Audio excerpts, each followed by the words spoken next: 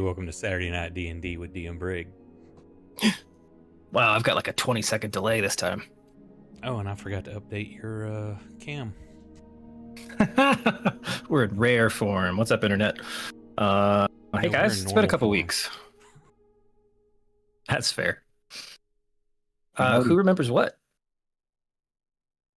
I remember hurtling towards a mech at the end of the railway and throwing up a gate if we need to jump out and die as the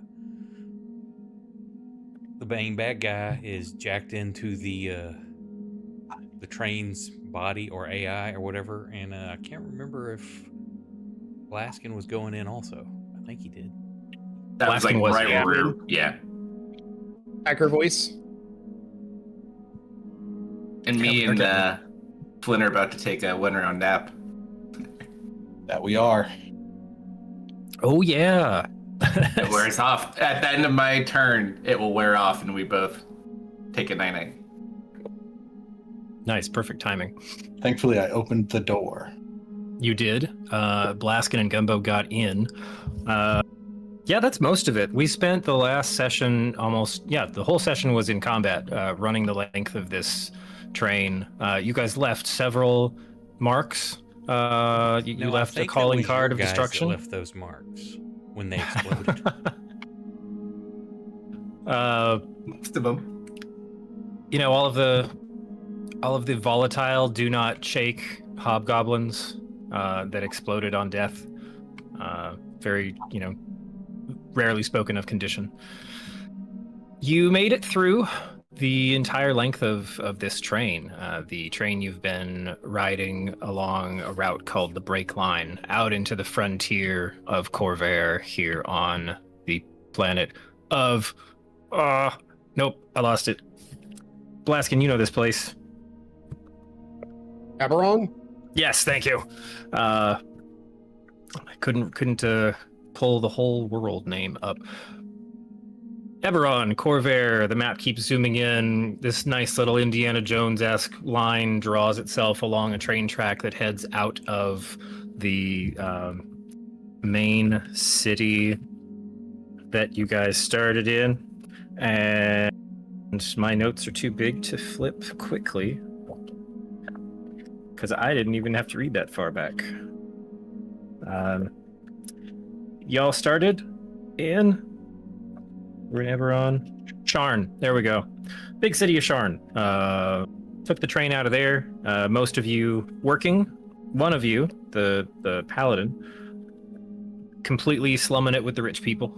In his own suite, paid his way on, met an interesting Dr. Dolittle-esque man with a top hat and lots of monkeys. You guys you bought a new friend. Nessa joined you halfway along the trek. Money changed hands. We won't go any further into it than that. Because we don't need to. There's nothing to reveal there. Blaskin, Lucky, and Gumbo, you all got many opportunities to impress the crew with your skills in the kitchen, in the application of ape power to the boiler room. Together strong. Yep. And Lucky mastered the lower decks, studying up. He RTFM'd and made some quick arcane assistance in the underbelly of this train along the way, helping fix some problems before a massive heist was underway with exploding hobgoblins and goblins with spell rifles and a large robot that you guys made short work of and a annoyingly persistent master thief who you chased all the way to the vault-like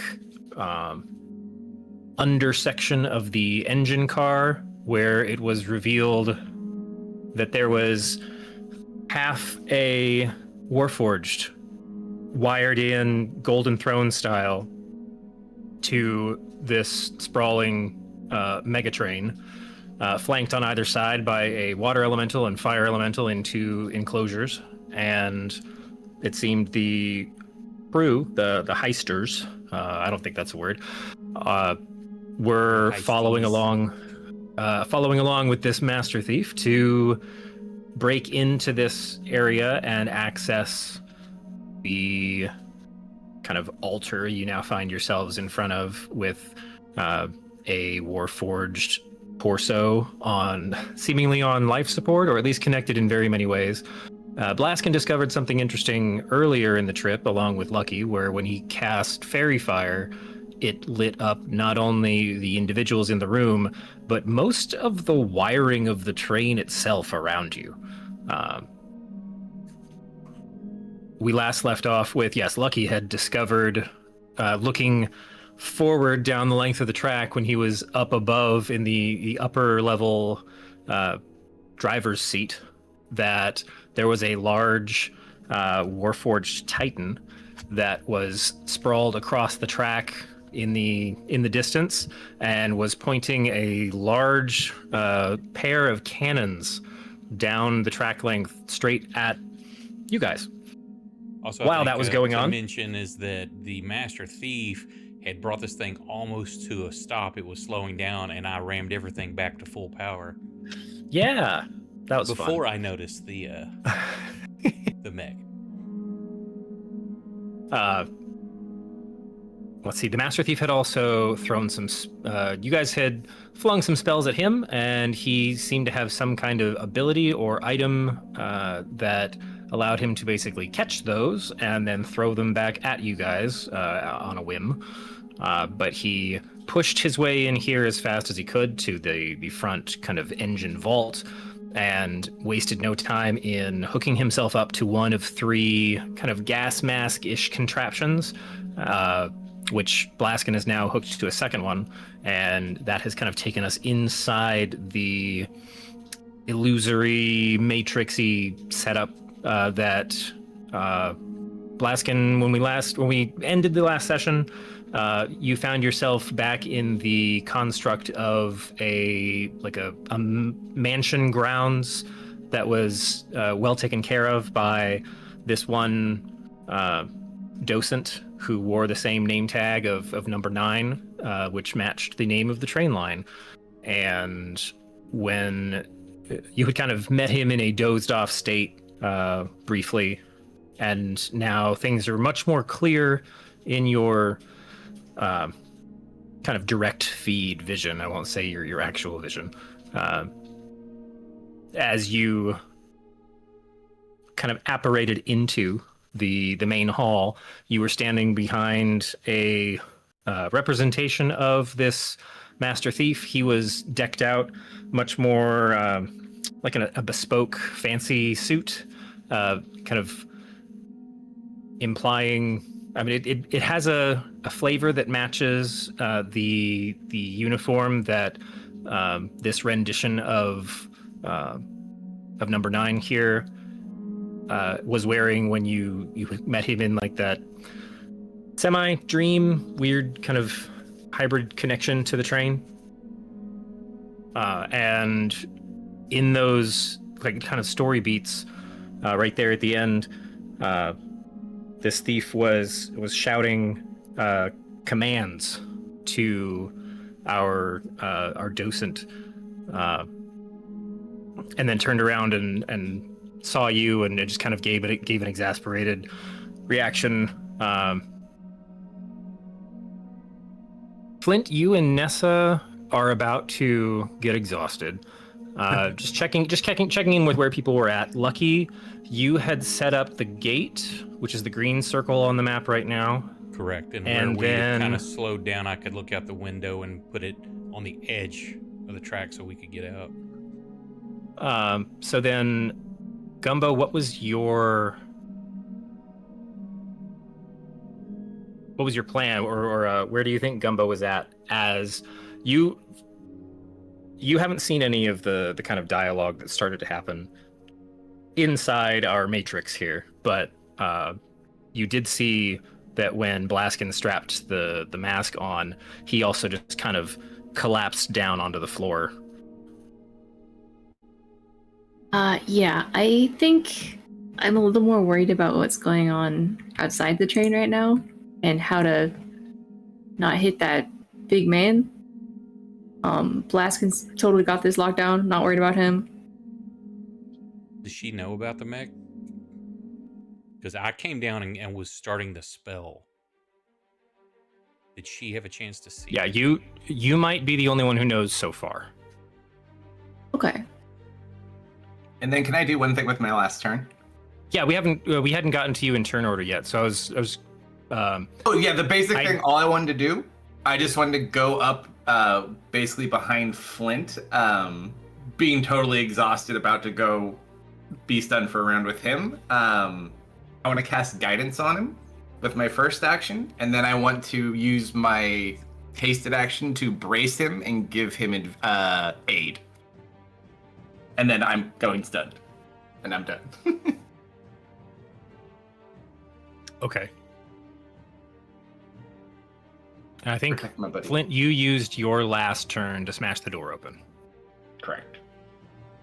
Okay. Oh, Flint said he'd be right back. I don't know if he's back yet. Which is okay. He's going to be passed out anyway.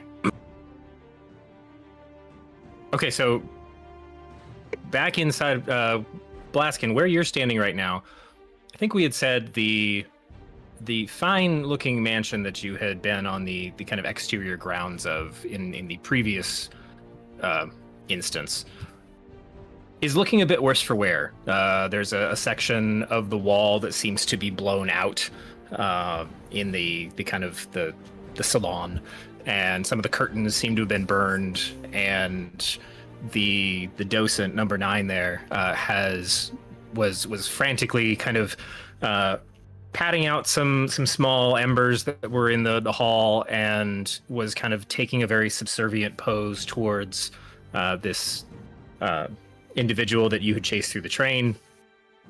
And you came up behind him as he was, berating this guy. Like, I think he had been shouting some commands that kind of lined up with some of the behavior you had seen in the antechamber there. Like, no, now you got to point some Steve, just, distract him, stop him from doing whatever it is they're doing there.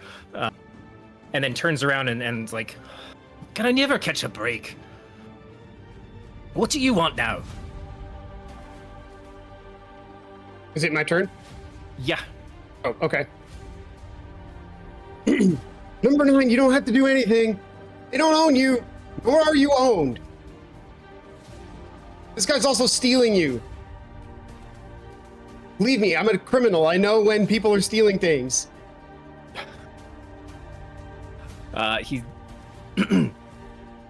he looks up and he's kind of very quickly kind of switching back and forth, looking at both of you. There's a weird kind of temporal blur to it, like he's moving faster than would physically make sense, which is, you can't tell if maybe it's coming from like that's the expression of his confusion, or if it's the fact that this isn't a physically limited space.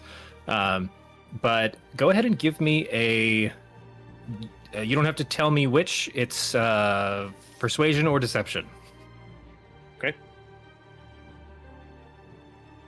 I'm very good at those. I'm probably gonna see what it is because you have to roll it in the system, but it doesn't matter. Because he doesn't 17. know. Okay.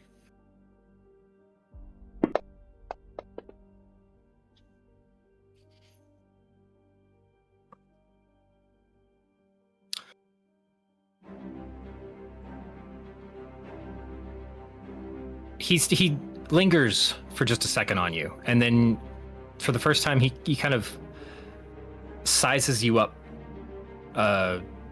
like takes a second to, isn't just looking at you in the eyes, is kind of looking at the fact that you are who you are, and what you are.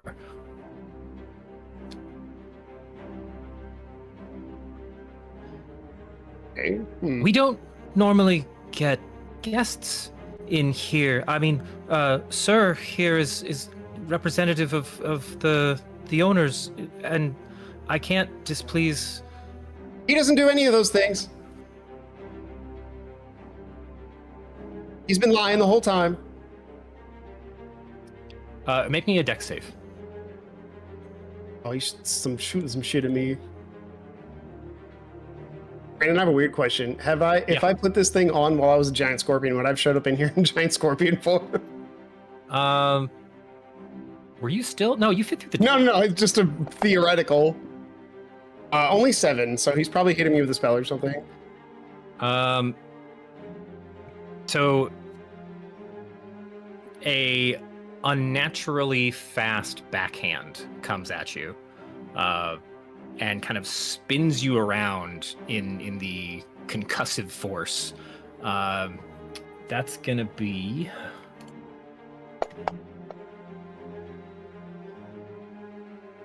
10 psychic damage. Okay. As you are kind of thrown against the wall in the room.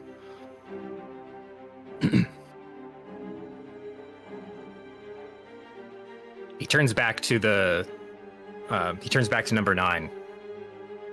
Right after doing that, it's like, I'm sorry you had to see that, but he does not represent the owners. I do. You can clearly see. I need you to take the steps I was telling you about earlier.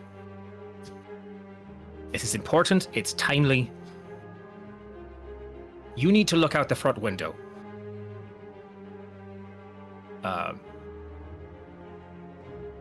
Number 9 turns to this kind of tall, multi-story pair of red curtains, and just kind of makes a motion with his hands. These are 20 or 30 feet away from him, and the curtains part, and you see fast-moving track at the base of the window. It appears to be projecting outward from the actual engine window, which is very much misaligned to the fact that this is a stationary mansion. And you can see the kind of silhouette of a large, some kind of mechanical. That's all you can really tell. At this point, it doesn't stand out to you as any kind of humanoid form of any scale. It's just kind of this very non-organic, hunkered down mass that is with a little kind of. There's some glints. Nothing has been fired, but there's some kind of classic anime gun cannon glint in the distance, and you see that it is starting to come up fast. But the thief gets in one more comment of, right, so just all the brakes right now. We're gonna connect with this thing. It's what we need to do. It's a new upgrade. You just got to take care of that right now. I really, really like you to do it. Now, please.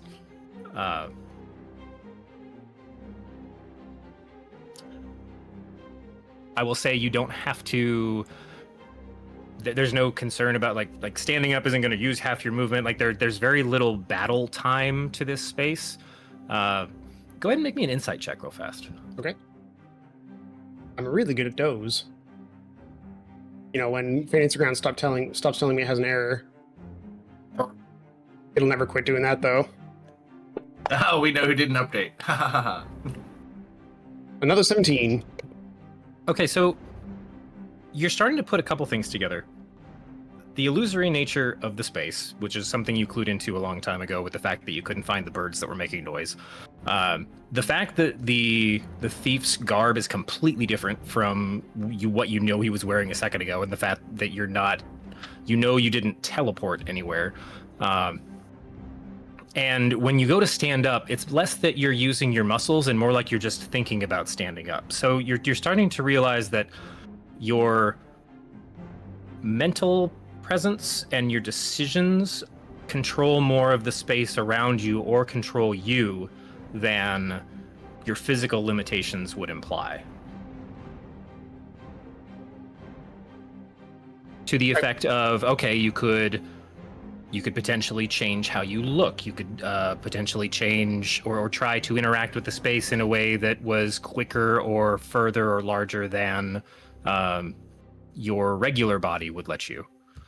So how is number 9 controlling himself? Is it like, is there a console or something, or is he just standing there looking? He appears to be so he's fully within the metaphor of this construct right now. He's got legs, which you didn't see in the real world.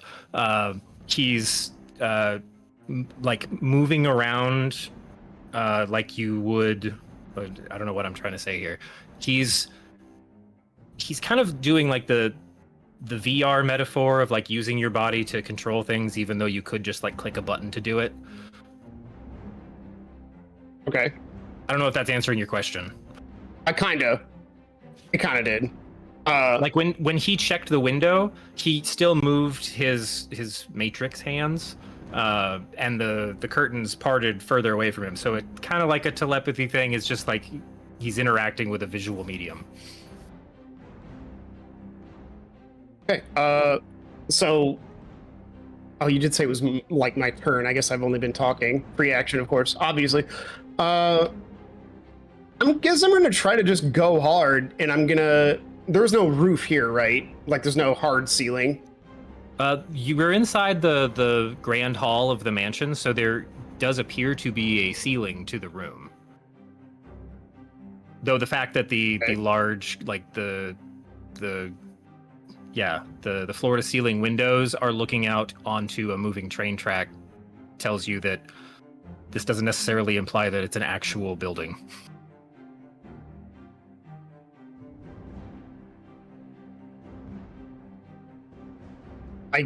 I want to try and cast Bones of the Earth.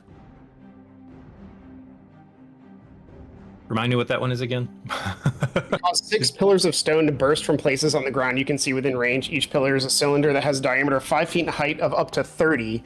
The ground where a pillar appears must be wide enough for its diameter, and you can target the ground under a creature if that creature is medium or smaller. Each pillar has an AC of 5 and 30 hit points. When reduced to 0, falls apart, which creates an area of difficult terrain within a 10-foot radius that lasts until the rubble is cleared. Each 5-foot diameter portion of the area requires at least 1 minute to clear by hand.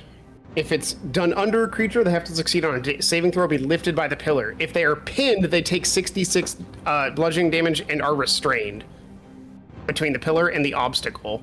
Is the ceiling here higher than 30 feet? It's from our illusory thing. I don't know how this is going to work. He might just pass right through and I do nothing. It's a like 2.5 story. I'd say it's under 30 feet. Okay, I'm going to try and cast Bones of the Earth. Ceiling. Okay, so normally your casting stat is Wisdom, correct? Yeah.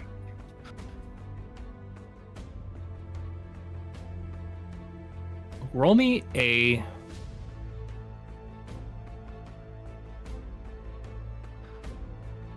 Wisdom save. No, I'm sorry. Roll me a Wisdom check. Just Wiz. So I think that actually applies better. 8.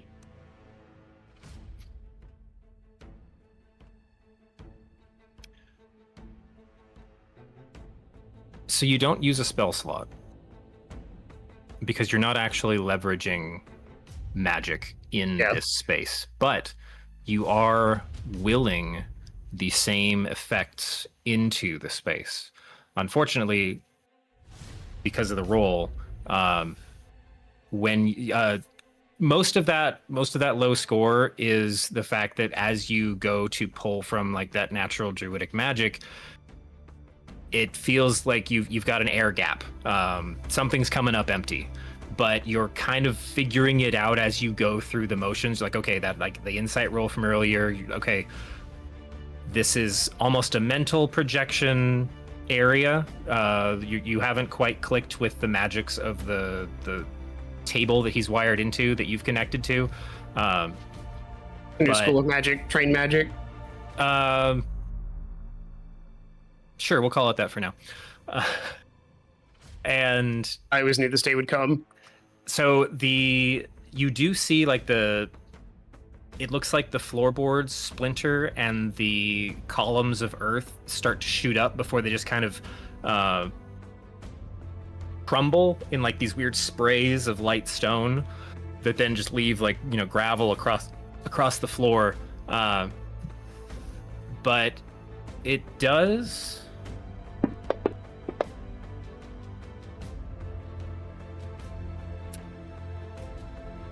You see number 9 like turn back from the windows and completely disregard the thief standing next to you, the heist leader, and just is kind of almost like comically jaw hanging. How did you do that? Magic, I ain't gotta explain shit. Tell you what, if you don't listen to that guy, maybe I'll show you. How do I know? Who are you representing? What? I work for the homeowners. What? Oh, I'm just the people. I guess you could say I represent the people on the train. It's in a bad Train. place right now. I'm sure you've noticed. It's all this guy's fault. All right, I need you to make me another deck save. He doesn't know he's a train.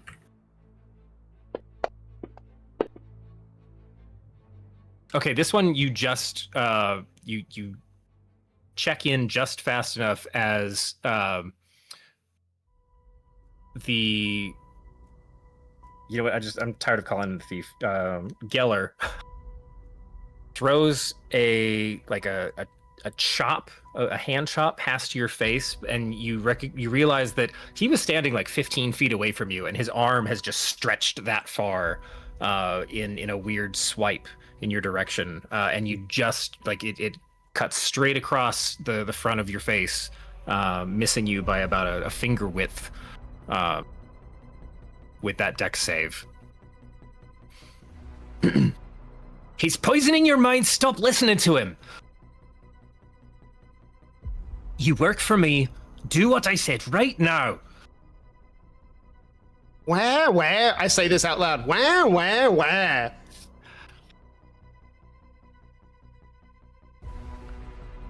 He actually... And for a thief, you are really whiny.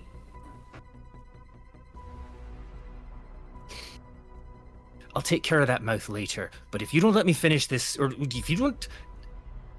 I'm trying to save all of us from running straight into an explosion, all right?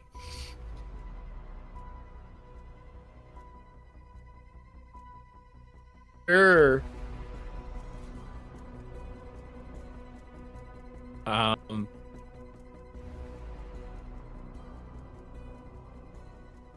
gonna pause there because we're kind of in a weird encapsulated time space that I don't think anybody's aware of.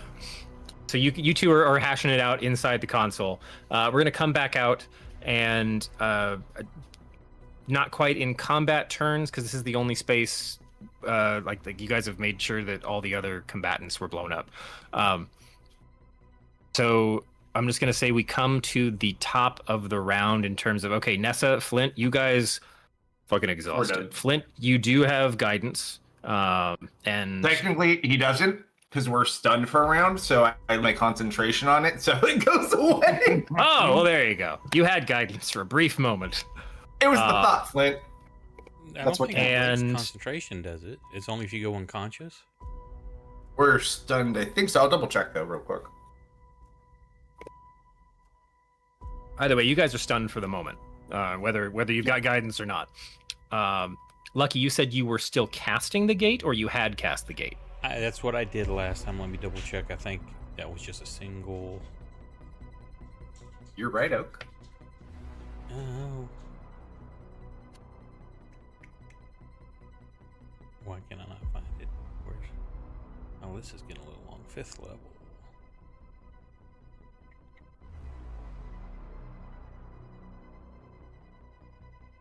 No, that was my big piece. Where is the friggin' gate?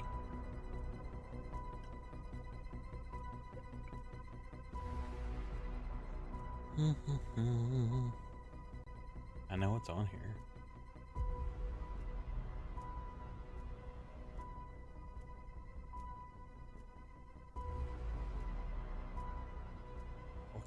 wrong place. Oh, yeah, I am. Duh. I'm looking under G's instead of A's. Arcane gate, not just gate. Yeah, one action. So that's what I did. Is I come down here, I throw the one up where the green circle is, and I turn and look out the window, and whatever the first spot that I can see. When I did that, I threw the other end of it up. Okay. And you said that had a pretty long range, so they can.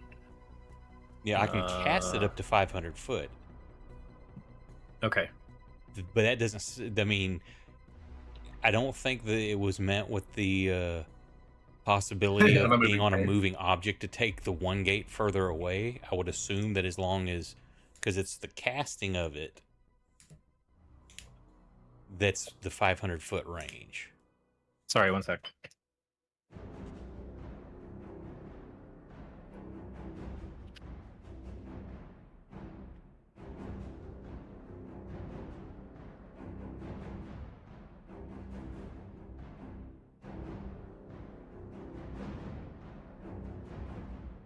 Okay. Not going to worry about that right now. We can say for the purposes of that spell, you were able to cast both points, and that's where you needed to have initial control. I think based on distance to target, I'm not worried about it for now. So you came and you cast the gate spell. Gumbo, what's going through your head in the vault? Oh, sorry, go ahead. Did the door heal back up, or is that open where I can kind of see inside?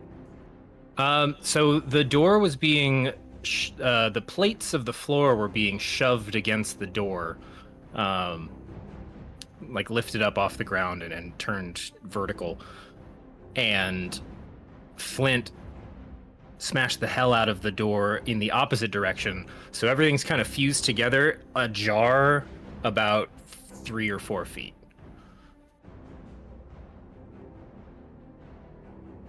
So from where you are, yeah, if it, we'll say you can see. I mean, if it's my turn, I would have jumped down because I don't know where. I only see these people here. Like, I want to get a look at where everybody else is to try to yell that we need to get out of here. Sure. So you can see that Gumbo's in there, Blaskin slumped against the table. You can see the other. I think this is probably the first time you would have seen the construct inside there. Yes. But you quickly you recognize 2 elementals that are in those 2 columns, and the body in the center, and Blaskin and this other guy kind of slumped unconscious with these masks connected to the table. And there is a third kind of unused, also just kind of hanging off the side. Do I have any kind from studies to have any sort of idea to guess what's going on here? Like at a glance, like, hey, I know what's going on. They put the mask on and go inside the thing, or is it just like this thing's suffocating when trying to eat them? Well, what would let's see how your insight fares first. Exactly. So you're not basing any of this on, oh, I've seen one of these before. Yeah, it's but just like you're also like, wise. yeah, you're an observant and a quick thinker. So what would you like to leverage to make it make sense? To be fair, I'm not trying to min-max it, and I would think a quick insight, trying to like, what the hell is this I'm looking at? Okay, sure. Instead of being, oh, well, my highest is Arcana, I should use that.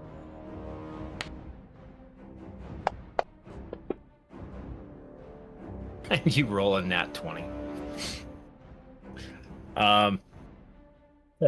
Always wanted the Facebook Meta, or the Oculus. So we can immediately throw out this thing's suffocating them. There's so much detail and complexity put into this construct that you, for a second, you're like, oh, does this like partial body feed off people being connected to it? And you're like, no, that's ridiculous. That it just doesn't look like any of the lines and the flows would be the right setup to pull life energy out of somebody. So then the next thing that lines up in your head is something this complex needs a way to interface with it, and the guy on the table doesn't look like he's making a lot of decisions, so makes the most sense that someone else would come up and bring their kind of rational brain to the apparatus and help, make things work. So first guess is, well, it looks like Blaskin and this, the guy leading the heist are both sitting in like an operator's chair. Okay, that's good enough. Metaphorically? At that point, the first thing that pops into my mind is I need to banish this guy, but I'm like, fuck, I got this gate. So I yell, Gumbo, pull that mask off of him quick. And that's my turn, and I gotta go get something for the wife. Okay. Well, Gumbo, you haven't gone yet.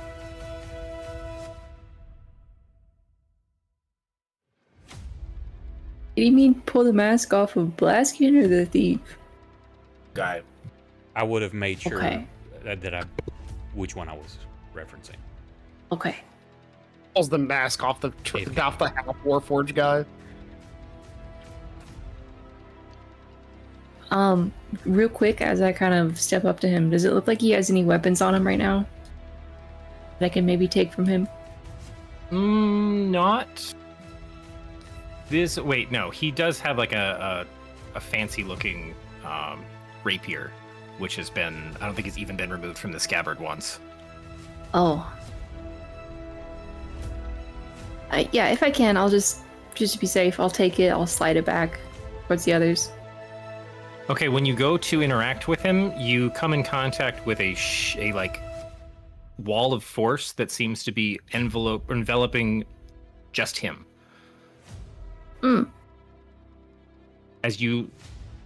So your hand almost touches the sword, and then you see like a weird kind of ripple of the kind of aura of that kind of flow across him, kind of following his topography. It goes up over the mask, and you see a little bit of it also shimmer on Blaskin. Okay.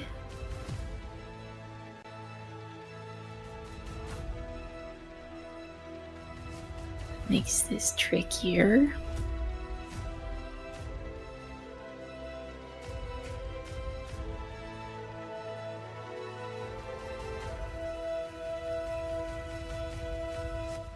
So I am not aware there's a guy in the tracks, right?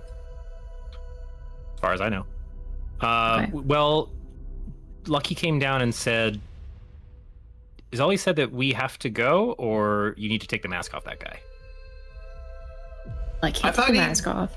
Did last session, he yelled something down the stairs about crashing. Okay.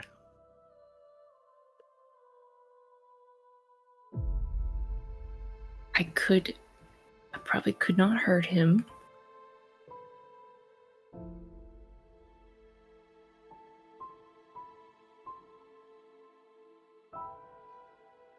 I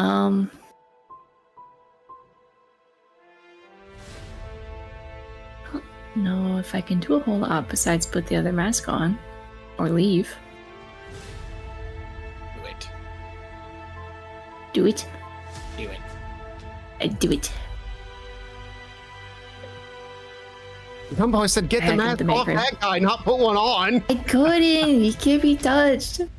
I'm gonna try the mask, but I'm gonna Alright. try to help my boy Blaskin. All right, you pull the mask on. Immediately, you start to hear fragments of this argument, almost like they're moving at double speed, and then slow down to match your mental perception, or you speed up. Either way, it's you're interfacing with arcanum and mechanical components here. And so you quickly, like the facade of, like, you pull the mask on, and then the view of this, you know, very not like, there's no eye holes on this thing. The mask starts to go dark, and then the grand hall of a very fancy chateau appears before you, and you see the guy whose sword you just tried to take is now standing in very nice looking clothing, talking to or shouting at Blaskin and this other warforged who seems to be dressed like a manservant.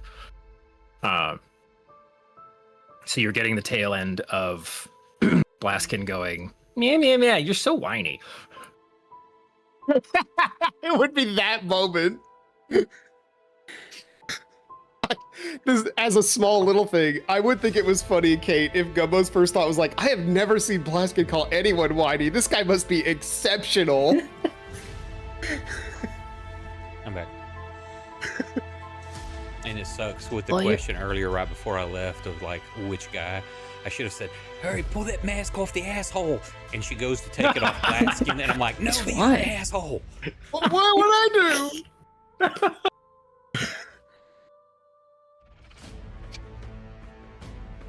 Hey, Gumbo, come in. Gumbo, you would not believe how whiny this guy is. No, I think I believe it. Hey, is there any chance we can wrap this up? There's kind of a lot going on outside right now.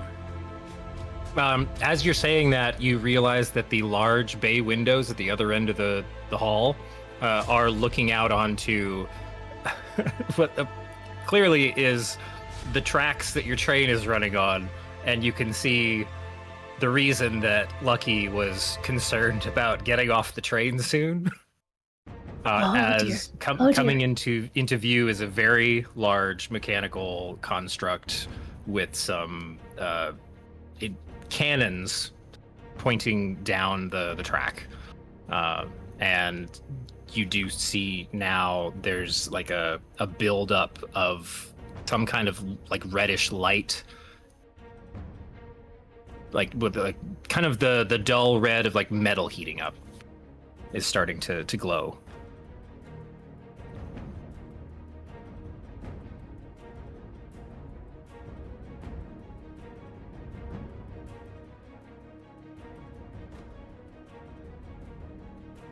Oh, great, more of them. Look, you see at the window, okay? Let's put the brakes on now. Umbo, you do notice as well, there's, it appears that several spots in the floor have been, like, splintered outward by these kind of cylindrical, well, splintered outward in circular shapes, and there's just a ton of, like, stone rubble, like gravel-like across the floor.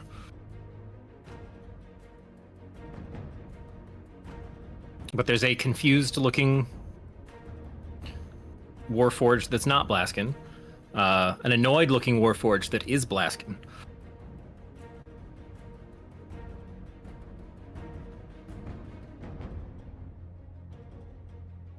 Yeah, sorry to intrude on your conversation.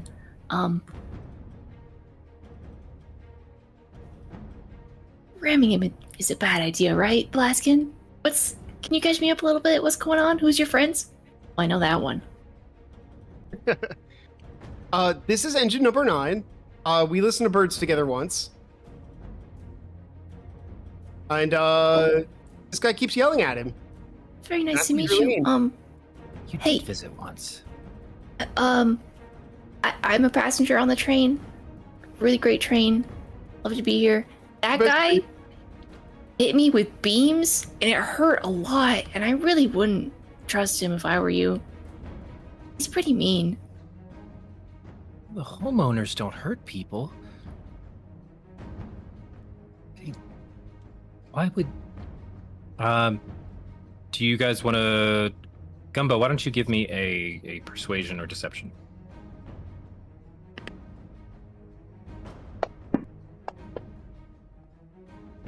Yes. Hold on. My god, you got a +9. I'm gonna use my Dark One's luck. Give myself a D10. 12. Knew that was gonna happen.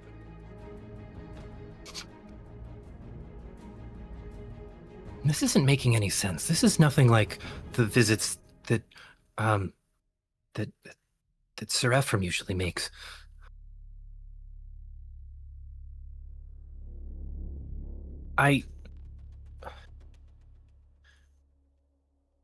He's You have just, more cameras? Like, these guys were blowing up the whole train. There's holes everywhere. I don't know about trains. But I did see that the house is in very bad shape. That wall's missing, and there was a fire in the garden, and I've just been. He stops for a second, and then he stares at you, Blaskin. You smell like that scorpion. Yeah, that's me. Sometimes I'm a scorpion. I do that. I try not But to think that's- about it too much. But you're not now. That's not the shape you're in. I mean, look at you, Mr. Leghaver. That's not the shape you're in.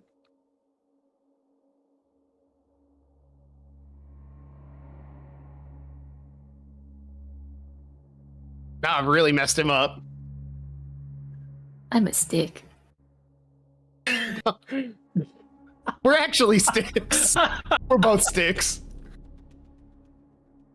What do we say this to the stick person? Just broke me. That was a good one. I'm a stick. Yeah.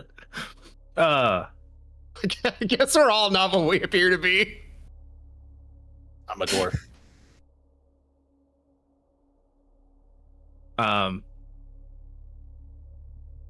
The 9 looks down at his form.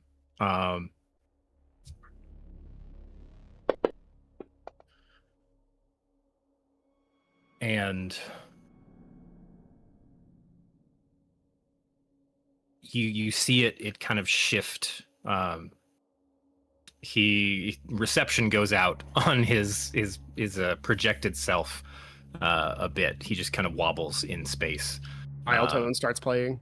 And you see like the legs, like he doesn't, his location doesn't change, but you see the legs that are visibly keeping him off the ground, or keeping him up off the ground, kind of fade out and are replaced by like very mangled like stubs of thighs that are partial. They look either chewed on or something exploded, but it's very shrapnelized after like the first 3 inches. And one of the arms is gone from about the mid bicep, and there's a whole bunch of like pock marks all through the torso armor or plating. And then he kind of shakes his head and he looks at you again, and his form resets back to, I would say, back to what he was, but instead of like the suit that he was wearing, it's much closer to your handling. He doesn't have the Mortivore additional lining, but it's a bit more au naturel. Okay.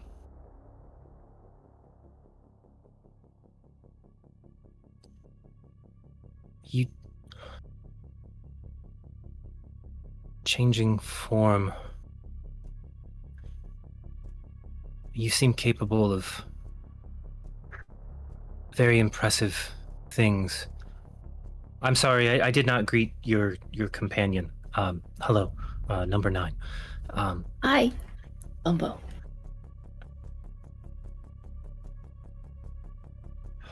Umbo cooks good food. Outside the window is a problem that is definitely threatening the grounds of the house here. And the Geller steps forward. Right, so you need to follow the instructions. And 9 kind of puts up a hand, and Geller just goes mute. He's still like he's standing there and he's shouting, and you see 9 just go, not now. And he kind of points a little bit with his flicks his finger a little bit, and Geller is immediately sat down in a chair that wasn't there a second ago, and just with this, he's staring daggers at everybody in the room. But there's a weird kind of parade of colors that are kind of shifting through, like the Corsair RAM module. It's across 9's eyes, and he seems in a confused, kind of curious state. But he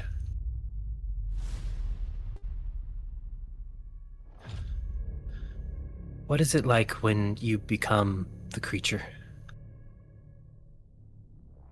I guess it's kind of exhilarating in a way, because I get to feel a lot of parts of my body get a lot stronger and some get weaker, and then I have to figure out how to use those body parts better. So I think it's kind of fun. You see him look down at his hands, and he kind of he opens the fingers and closes them into a fist and opens them again, kind of with a very childlike, novel awareness.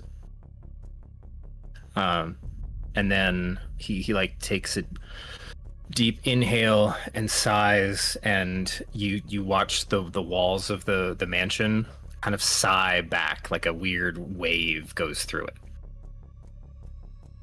And then he flexes his fingers closed again, and you see the panes of glass in the windows all they don't shatter, they just all flex in this grid pattern, forming a spherical arc when he closes his fingers, and then when he opens them again, everything flattens back into the windows.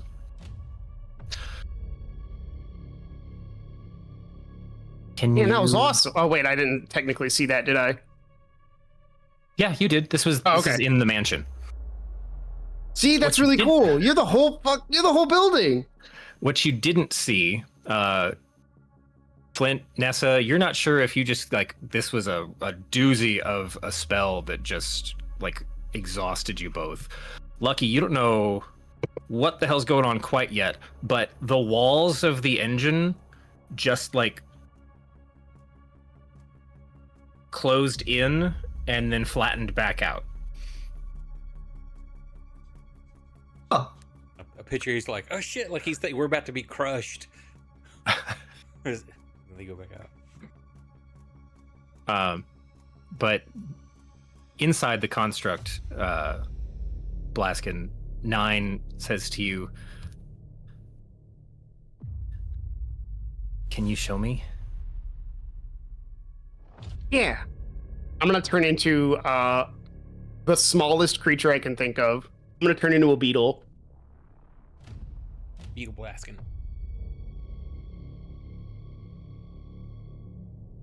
And it's going to be a really complex mechanical folding inward.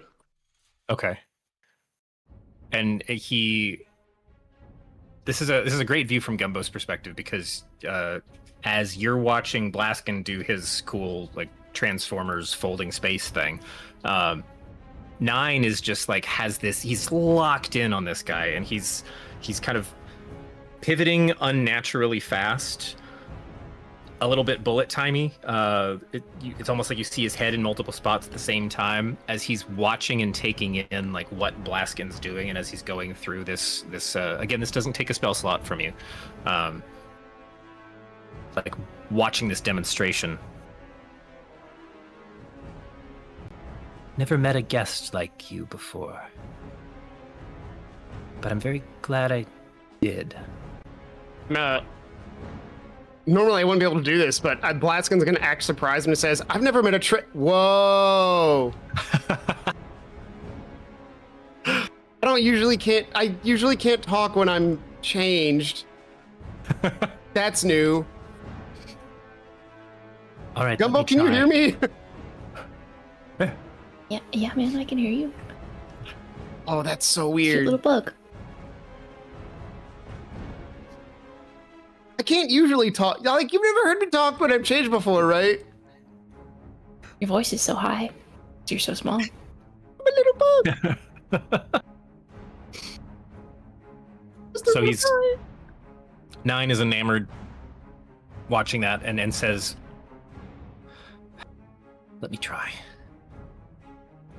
And he pulls his left arm like kind of close to his chest, and inside you see like the grand staircase tear away from the wall.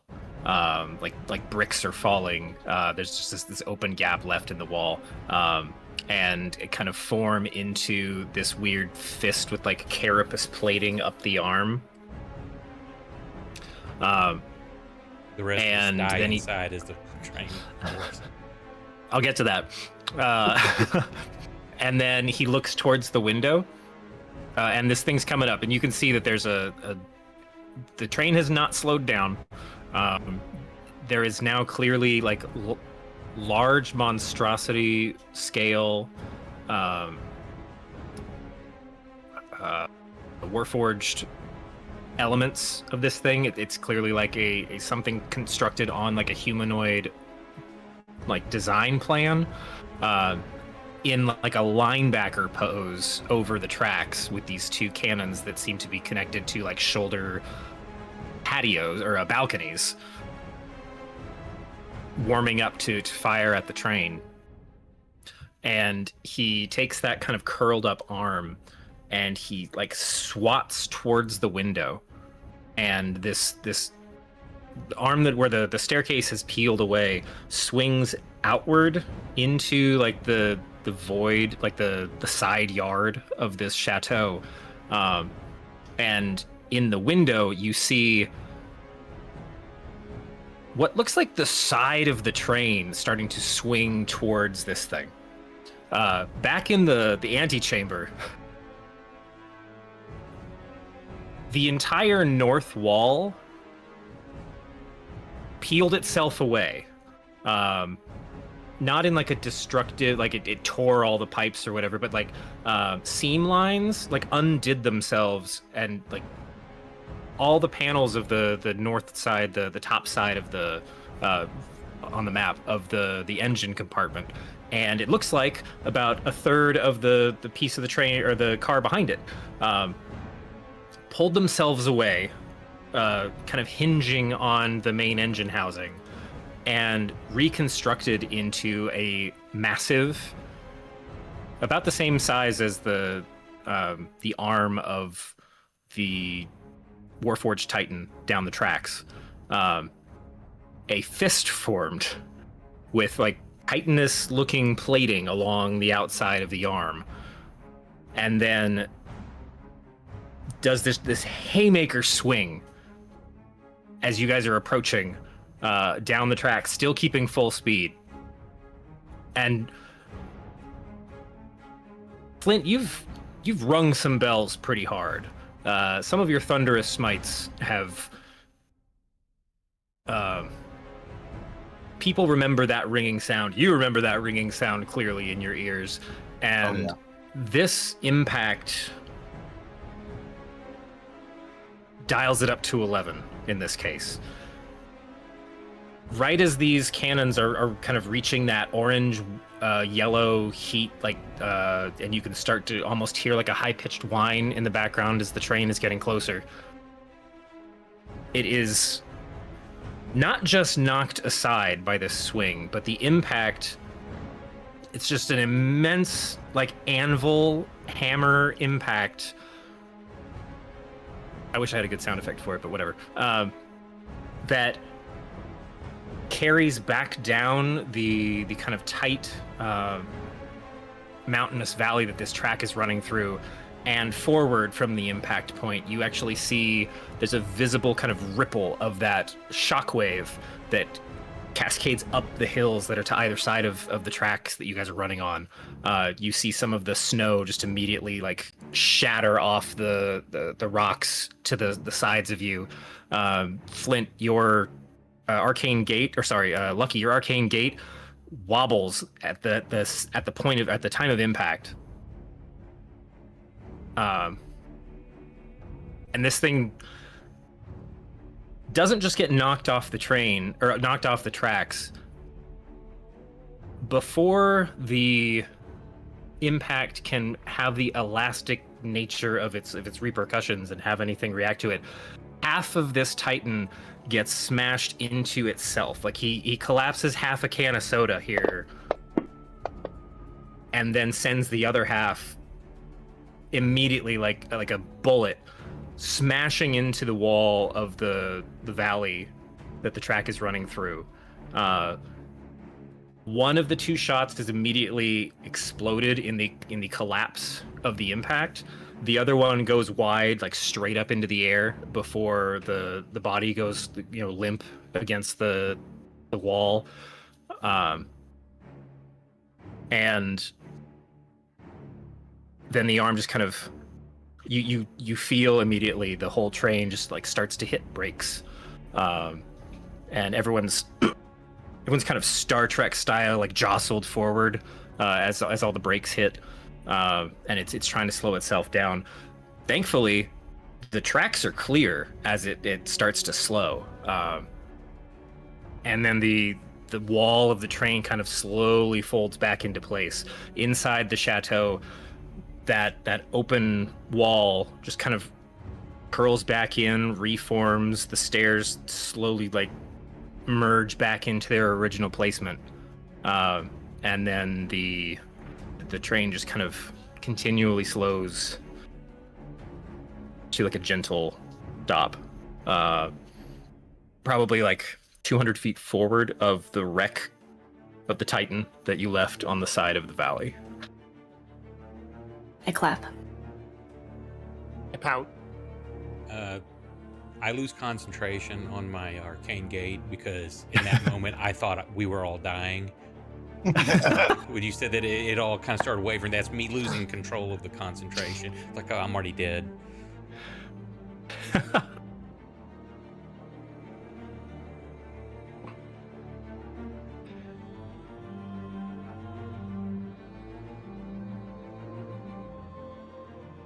Nessa and I try to keep ourselves upright, because we're stunned. Yeah.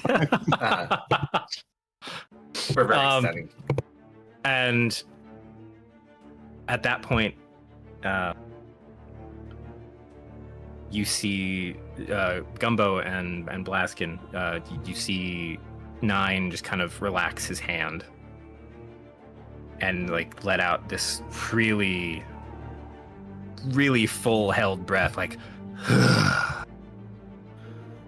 That was awesome. Whoa. Yeah, it was awesome.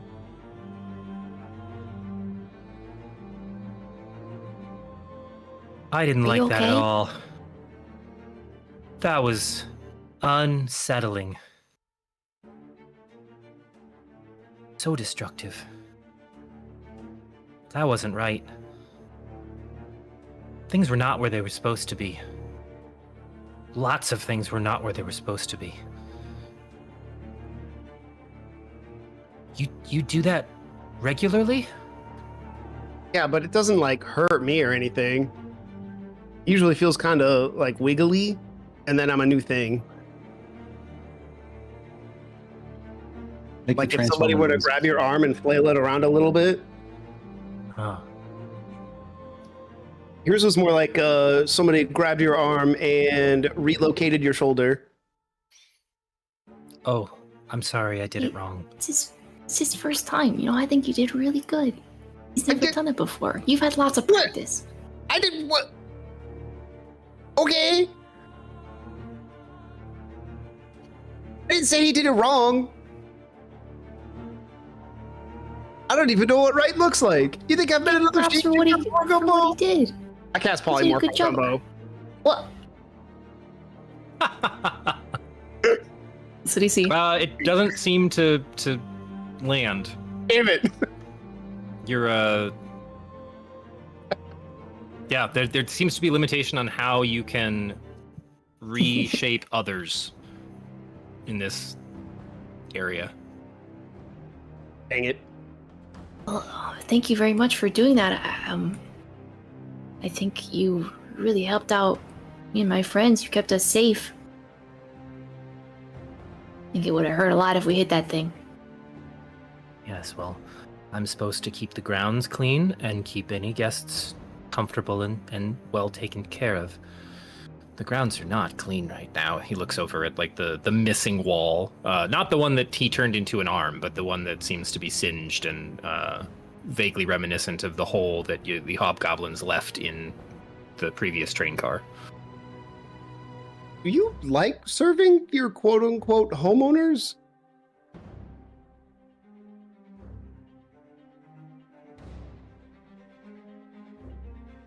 He's awkwardly blanking on the question, like you're speaking a language he doesn't understand. What do you mean serve? You know, there's more stuffed, right? Like out there.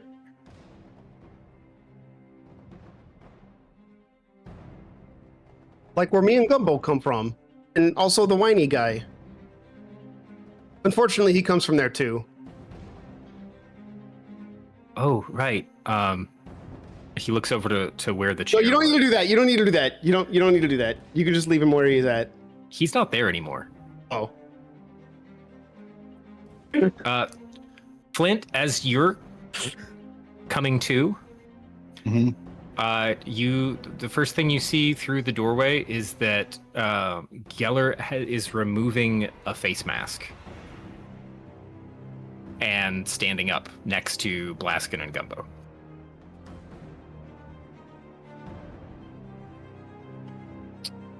So, in terms of combat initiative order, that was his turn to take off the mask and stand. So Get 'em, Sponge boy! goes the same time you do. Did Sponge get his blink back? It says he has it. Yeah, he's got it back. Well, then in that case, I'm gonna blink through him. If that's legal, that is. Is it a 50-foot? No. 40 feet. Yeah, he can move and blink though, can't he? Oh, sure. You've got enough movement to... Yeah, okay. 40 should be right in front of him. Right, but he wants to blink through him to try and pick his pockets. Yep. Loot the man, as it were. Okay.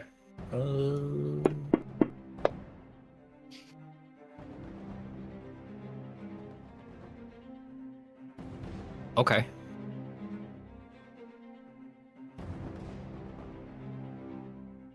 There's a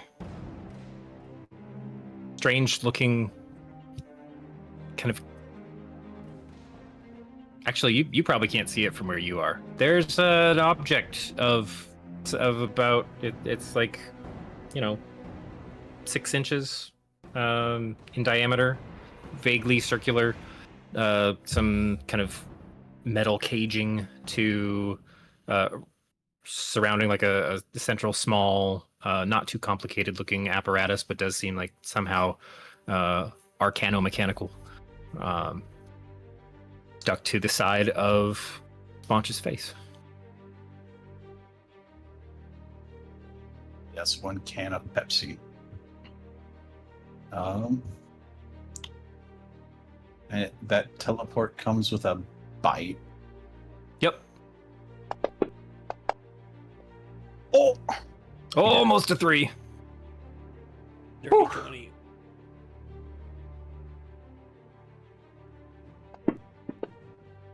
Look at him go. Max damage. What a boy! Did it hit him? Yeah, that hit him. And cool.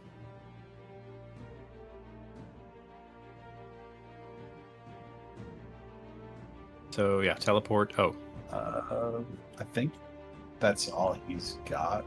I forget what I had to do before to make it. There we go. Used. Okay. So it'll auto roll for him.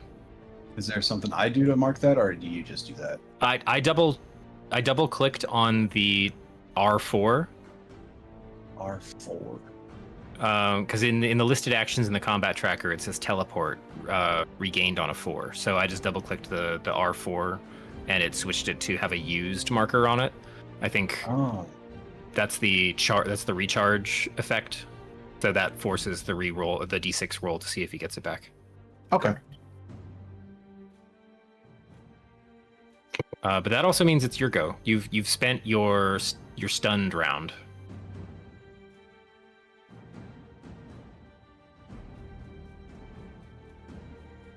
Well, you know I You got just hear like an "oh, for fuck's sake."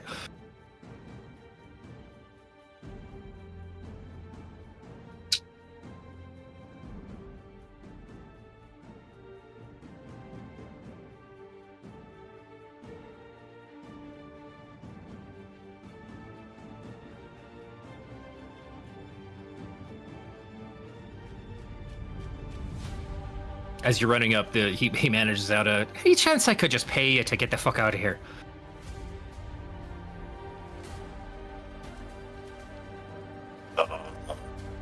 Fuck.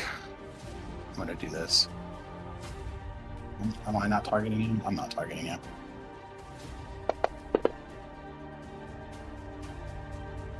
Woo!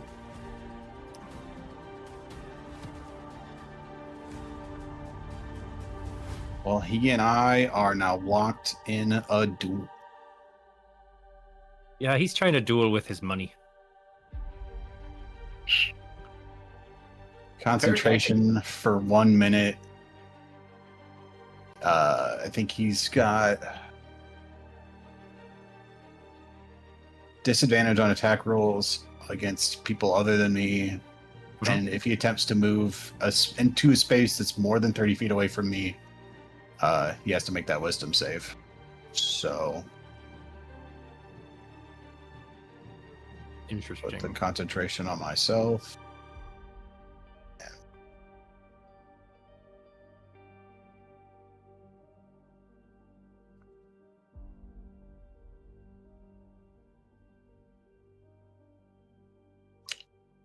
If the spell ends, if you attack any other creature, if you cast a spell on a target, I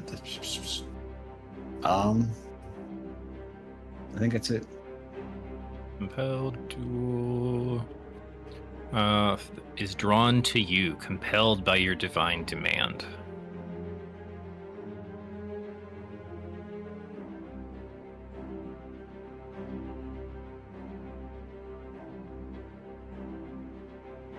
Okay, so he's actually it modifies his interests. It also ends the spell if I end my turn more than 30 feet away from the target. Got it. Okay. Okay. I didn't know if this was just he has a malice to attacking other people, but it looks like it does actually influence him to want to duel you. Correct. And the concept is like he's distracted if he tries to fight anyone else because all he wants to do is fight him. It's almost like Okay. he's compelled. His heart's just not in it, you know? Yeah, I was just... He was trying to talk his way out of dealing with any of you, and then you used that. So I wanted to make sure, like, would he still have the ability to want to just kind of get out of the whole situation? But it looks like he actually does get forced into more of a combative role. I think I did this on Sponge, and Sponge still did its best to run away. He blew through every wisdom save to get away from me, unfortunately. I remember that, but I mean, if he, breaks that wisdom, I'd say he's free to try and run away. Okay. Gumbo, you are in the Chateau of the Mind. Yeah, no point in sticking around for a duel that you pretty sure you're gonna lose. So, how do we get out of here?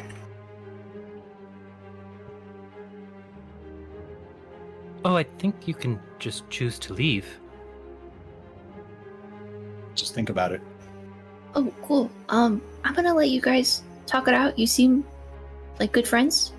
I'm gonna go see if the guys outside need any help. It was very nice meeting you, number 9. You as well, Gumbo. It's been a very, very strange day. Sure has. Bye-bye. Blaskin, from your perspective, Gumbo just kind of goes, disappears from the space in front of you. As you fade away, Gumbo, you see the little beetle wing come out and wave at you. The cutest bug in the world. And you are back in your physical form, removing the mask. Like, your hands are doing it. It's kind of a weird transition from thoughts controlling things in that illusory space to coming back to where you're manipulating your body again. But that's just kind of the mental metaphor of how to kind of check back out. Okay, So Buster, you're in big trouble. I'm standing over him, pointing my hammer at him, just yelling at it. You will answer for the siege on this train.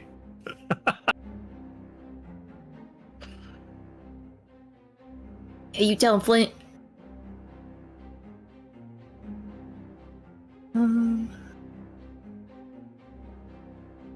If I cast spells, he might be bouncing back at me. I'm a little concerned about Hey, that. man. Sponge hit him clean. Clean as day. Max damage. I was isn't like a spellcaster. I can hit him with my stick. Go for the kneecaps. Take it I'm gonna do that. Go for the kneecaps. Bonk him in the kneecap. Ruthless. This is where we discover that she's got like a... biter. Why is that kid so angry at me? Ooh. You have a +9? Yeah, dude, I this got +2 on my stuff. Yeah. What's your your 7? strength or dex? +2? I'm sorry. Is your attack channeling your charisma? What's happening here? There's Dex. That's dex.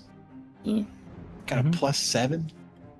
Yeah. Well, she's got because it's a +4 proficiency bonus at this level. That's crazy. She's just a Right for the kneecaps, you hear a crack. gosh, shite. Ow! The little one hurts. It's what you get for disturbing the Hat Man. And his cute monkeys.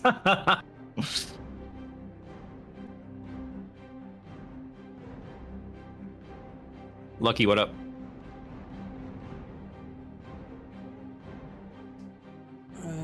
Let's see. He's dead.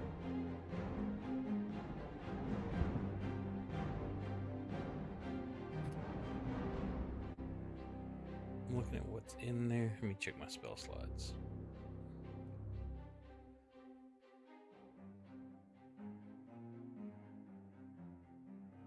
Yeah, I kind of don't want to just throw big damage in there. That looks like a perfect spot for a fireball. Oh, it is. I didn't ask how big the room is. I said I cast fireball. How? Speaking of that, how tall is it floor to ceiling? So the train car is fairly tall. It's several stories, Well, but the in there space where you're in, Flynn is. yeah, the space you're in is still only about one building story high. So I think like 10 feet. Okay.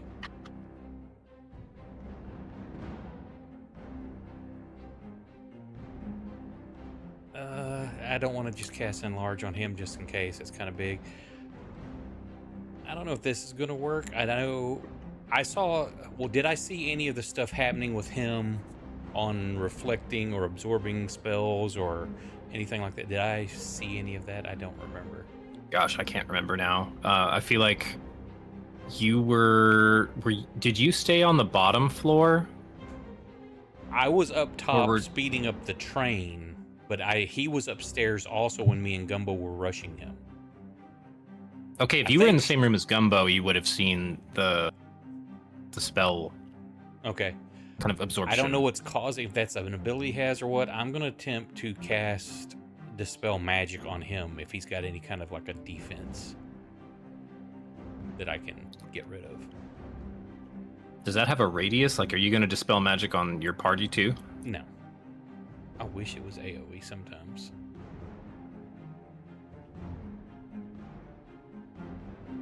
Okay. One creature, object, or magical effect.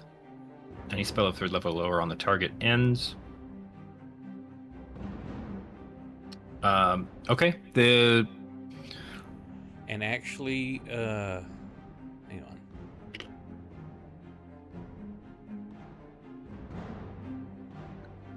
Does that disenchant an enchanted item?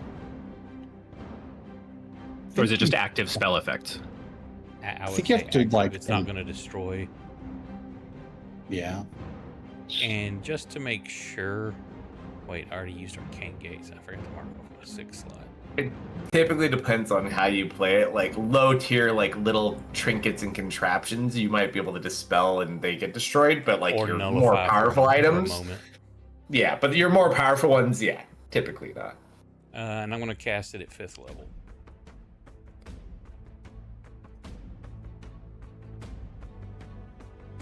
Okay. Let's see.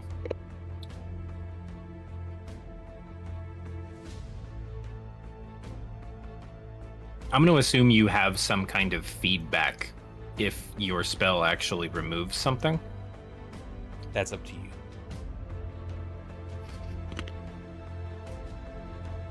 Nothing looks like it changes. Okay. That's what I do. Okay. That brings us And to. Oh, make sorry. sure- Go ahead. Yeah, I'm gonna stay where I'm at. All right, Blaskin. I'm gonna look up at number 9 and say, do you want to hear the birds? I would really like that. Okay. And I'm gonna cast Conjure Animals, and I'm going to create finches, robins, and nightingales at max levels, so I can get. Let me check. It's gonna be a lot of birds.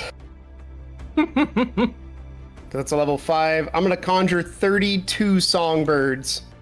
Okay, can you roll me a wisdom check? See if you can count that high.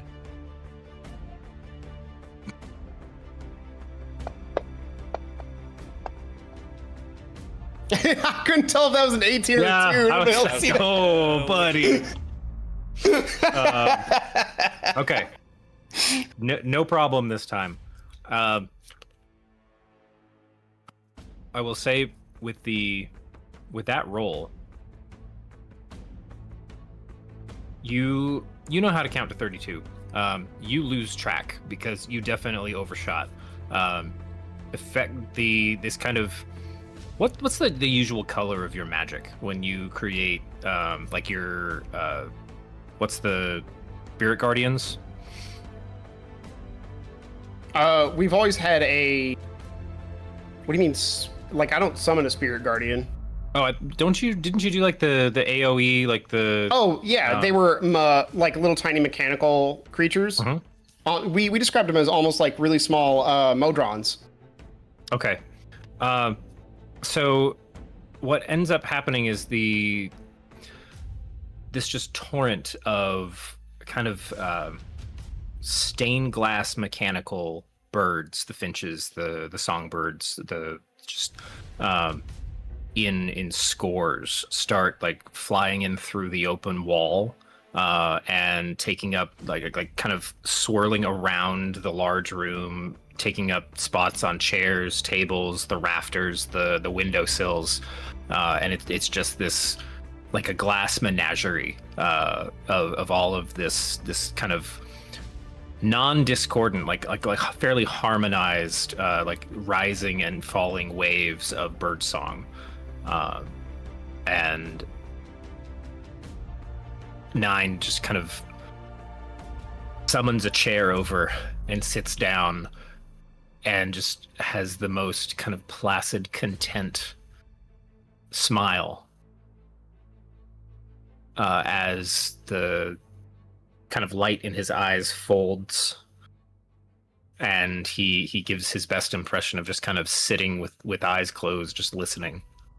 And you see like another kind of pleasant ripple cast out through the walls of the chateau. Some of the like tattered and burned curtains start kind of what was it? The Sorcerer's Apprentice, Mickey, and all of the moving the animated brooms and such. All of the weave, the weave in the curtains starts to just kind of animate on its own and like start sewing back together, and just kind of this overall theme of like healing at a very slow pace is happening in the room around him.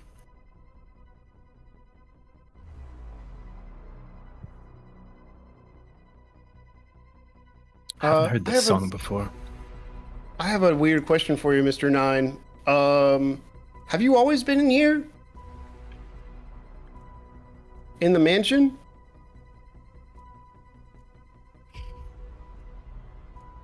I know I was somewhere before.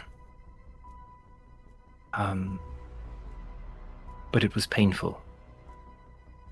And that's all I can recall anymore. Here on the grounds has been very peaceful and rewarding and content. Until today.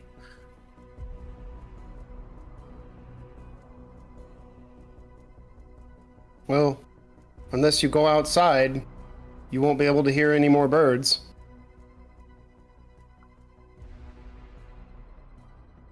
I've been able to hear the birds here on the grounds. Are they as like long as real I've been birds? here. How does that work?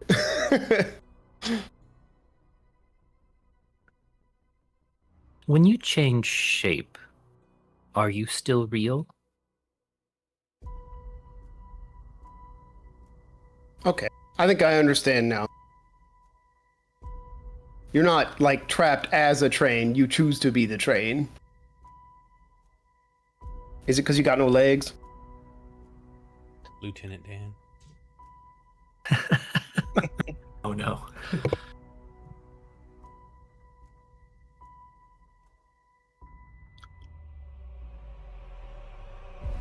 I don't know. I'm still not sure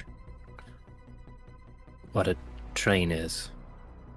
Well, it's a means of locomotion that you put a lot of people on to go from one place to another. I think to you it looks a lot like a chateau.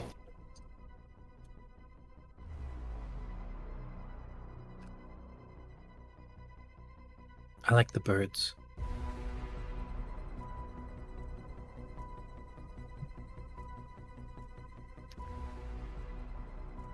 I like when things are simple. Okay. I think I'm scared of the outside.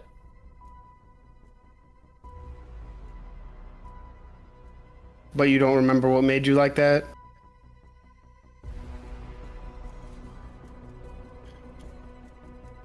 Did it have something to do with losing your legs? I'm playing it up like Blaskin has no like sense of when to like stop and start asking questions.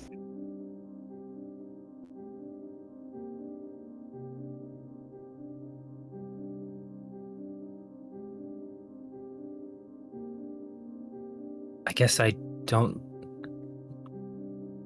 like thinking too hard. I like when things are simple. I like my job.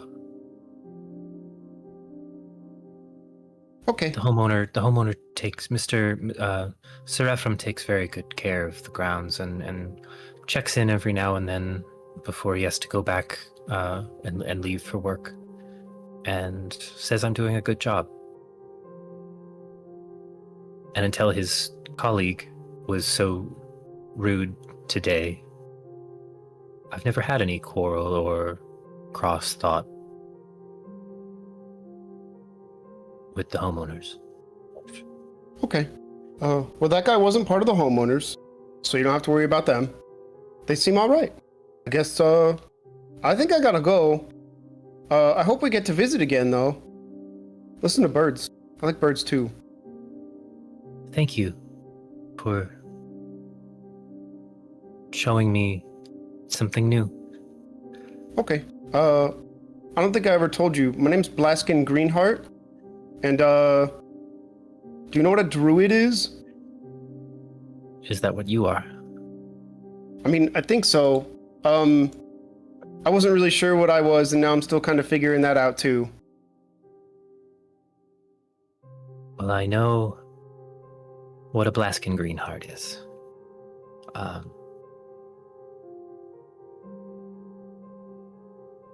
And that seems like enough. Thanks, man. I think I know what an engine number 9 is. Bye. Is there anything you need help with? I think we're doing good right now. Okay. I'll leave the birds here. They'll leave in about 55 minutes, though.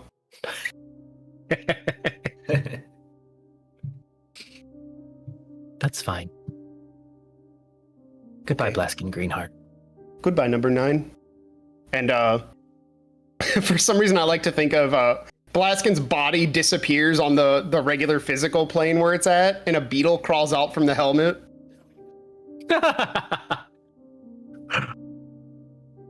Fair.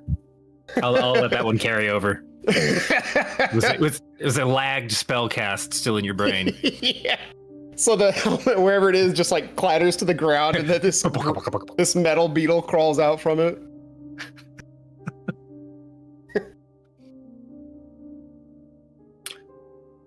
Okay. So that brings you back into real-time flow. We're gonna say like it was a bonus action to, in terms of action economy, to come out of that state. Time's a bit folded in there. Okay. Sounds good. So you've still got your action and your movement if you want to do anything with your turn. I'm gonna fly onto the Geller's head, and I am going to I'm just gonna squeeze with my little pincers as hard as I can. Nobody likes that feeling. Yeah, you get them, Blaskin. You just be a June bug, and it's just all the little spines on their legs freak you out. They don't actually. Yeah, that's what I was like, almost exactly like what I was thinking. He's been bashed. He's been bashed in the knee, and now he has a very uncomfortable beetle squeeze going on his scalp. Calsto, I'm trying to hurt the guy, not like freak him out enough that he squishes me. I'm not going to like. We're just trying to hurt him. We're not trying to drive him insane. He gets disadvantage on attacks because he's trying to like flick you out of his hair. Cause like, you know, when you walk into a spider web, you learn kung fu all of a sudden.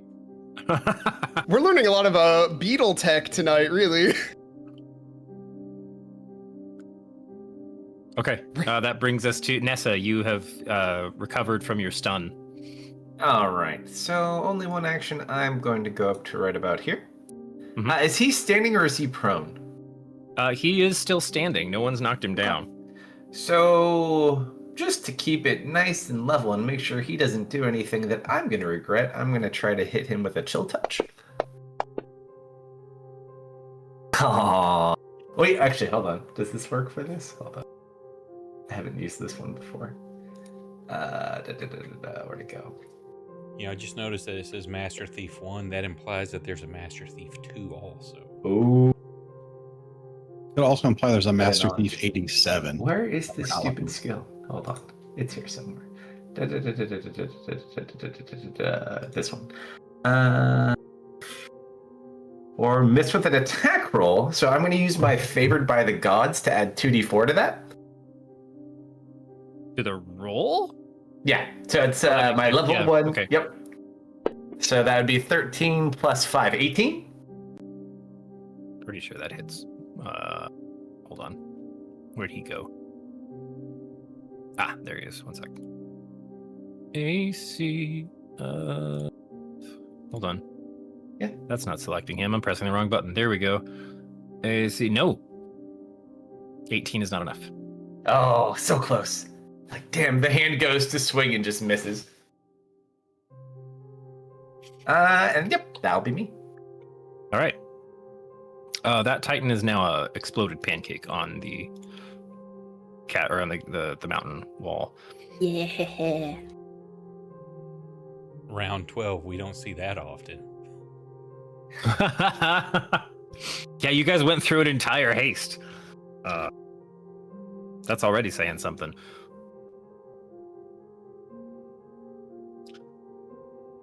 I mean, I got a bone to pick with every one of you, but I'm not going to do it at the same time. Come on, guys. Also, she really freaking hurts. As he's talking, crawling.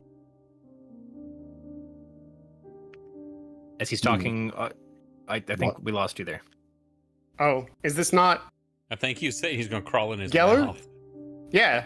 Yeah, as he's talking, he like opens his mouth. I'm just gonna crawl in there. I'm just gonna make myself at home.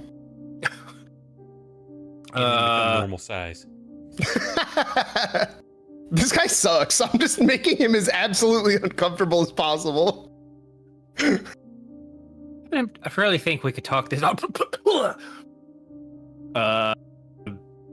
He spits you out? Okay. I'll turn back to normal. You get spat onto Flint's chest piece. We're just bullying him now. Yeah. Yes, I am. Gumbo said I'm just bullying him now, and I just went, yeah. 100% correct.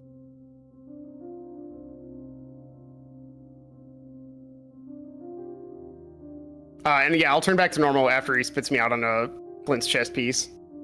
Okay. So yeah, he's spending his he hasn't moved anywhere because he's now stuck between a dog and a hard place.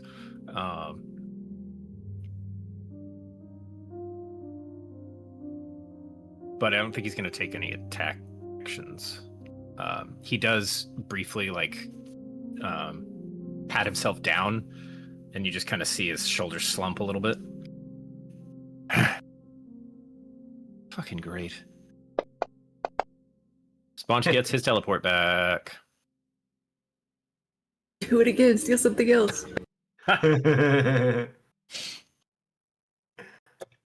mean, I could.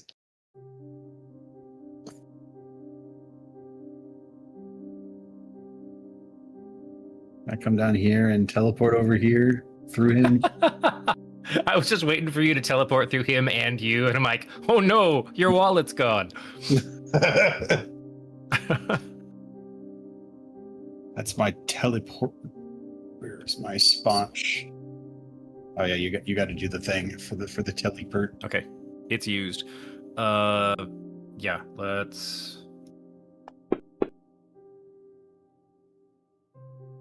There's a smattering of coin stuck on Sponge right now. Looks like a spread of some gold, some platinum, some copper. Not like a hefty pile, just like think a pocket full of coins. What the frick? Ah! He took his bus money. Good boy. Good boy, Sponge. Take his money.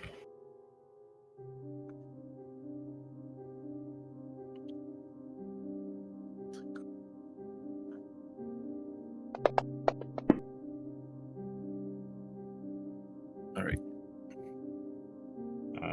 That's 3P7G8C. I don't know what to Flint. do. Yes. I want to make sure those dice were nothing I had to be concerned about. No, I was figuring out what the coins were that Sponge The money. ended up Gotcha. with. He's still like, thanks to your. Does he make a save against that compelled duel every turn, or only if he tries to leave? Only if he tries to leave.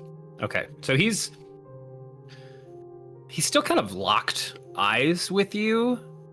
It's a combination of the expression in his gaze is a combination of like animosity and also kind of like sizing you up as like a considerable threat.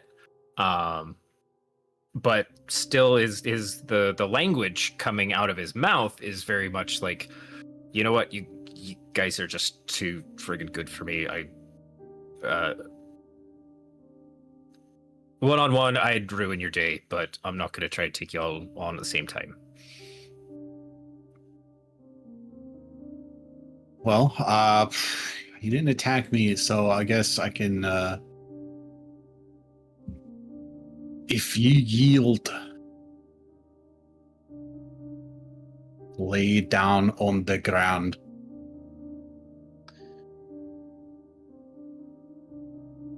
That's this giant mutty here is going to take another bite out of me. I might.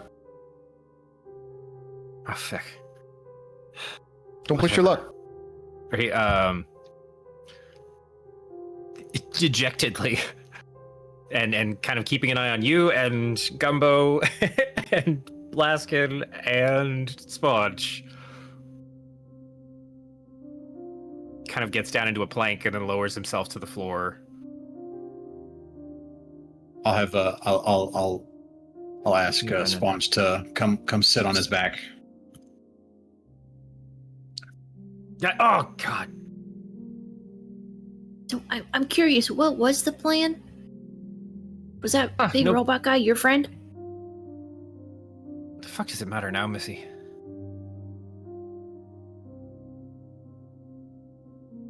I don't know, we kind of fought for a long time. I thought we bonded a little bit. Just kind of want to know what's going through your head. You didn't monologue at all, so like, I mean, I feel a little unfulfilled. You sort of did interrupt our trip. You know, just We were having such a nice trip. Oh no! I just want to know what's going on, man.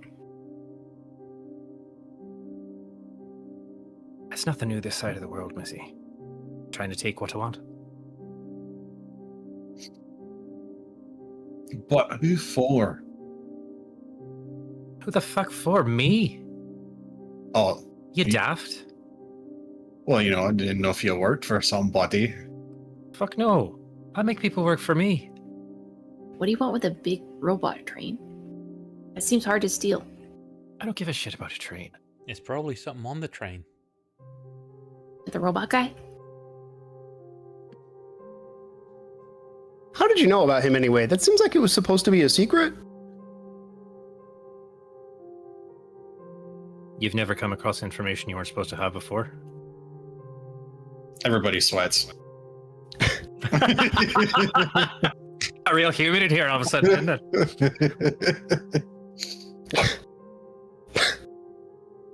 You just said everybody sweats, and all I could think of is Blaskin sweating. Like, how does that work?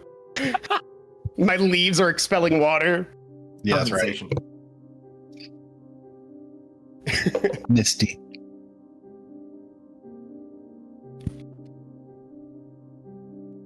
Well, are there others on the train we should be worried about? I can't assume you're here to, disrupt the customers on the train or even the workforce.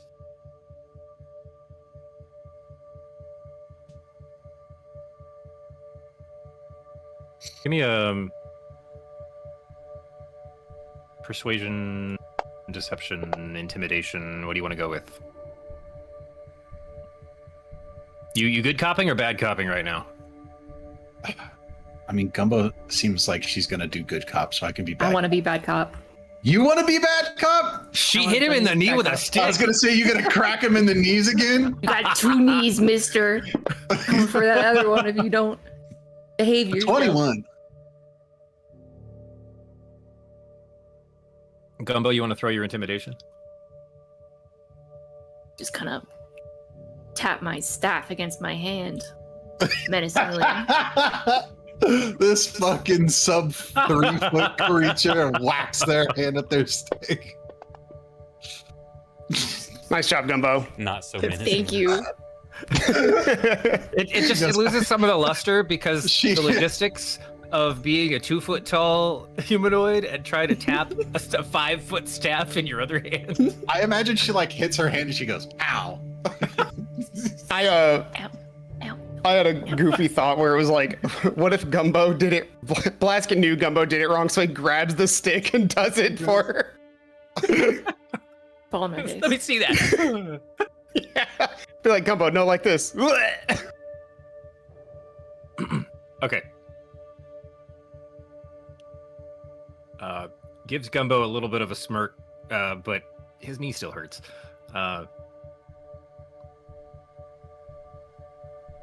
It's all fucking collateral, okay? The crew I came with,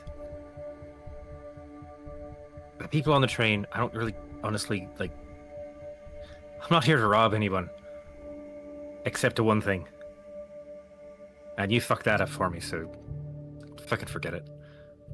Well, about the thing on the truck, was that yours as well?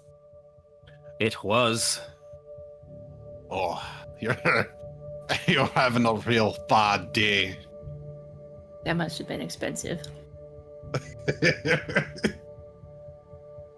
Couldn't have been cheap. I don't know what it cost. I didn't exactly pay for it. Oh my god, this guy steals stuff. Whatever you're going for has got to be pretty valuable if you're gonna try to blow things up. Means you could take a chance on damaging what you're looking for, or it's much further back than what you were gonna blow up. I mean, maybe we can just, if it's something that we don't need, it's not gonna hurt anybody, maybe we could just let you go on your way if you just tell us what it was. We'd maybe just give it to you. Now, Lucky, don't be making any nefarious promises wink with a at criminal. I mean, maybe we take cut for ourselves also. I Not mean, really the kind of if you're thing gonna you pay can all your guys divide up. there, you're gonna have extra to share. Oh, that's cute. You think I was going to pay them? No, I think you wanted them to explode. No honor among thieves. Well, the geniuses were supposed to actually plant those bombs before they got all blown to shite. Oh, he did not. Those poor goblins. Just saying, money talks.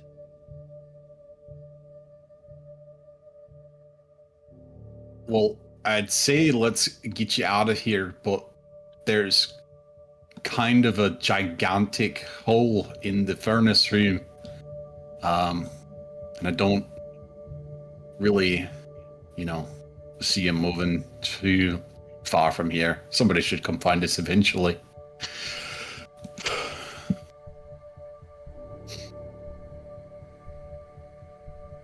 Oh. Is there now? He's just he's scanning the room a little bit. I'm gonna have Sponge lick him. Ugh. No, Um, fucking idiot, look around.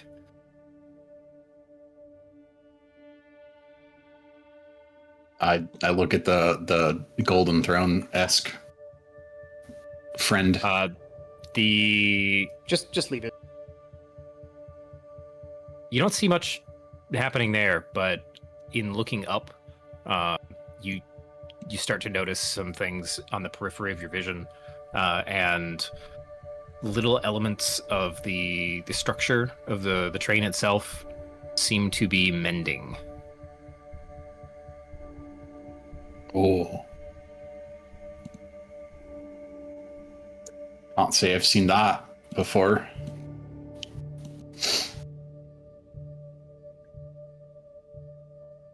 The ironically, where Nessa and Lucky are standing, those floor plates are like throwing your balance off a little bit because they're kind of nestling themselves back into place.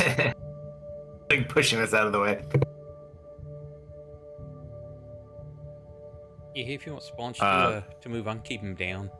I'll walk over there and pull out my movable rod, stick it like in the middle between his shoulder blades, push down, and then activate it.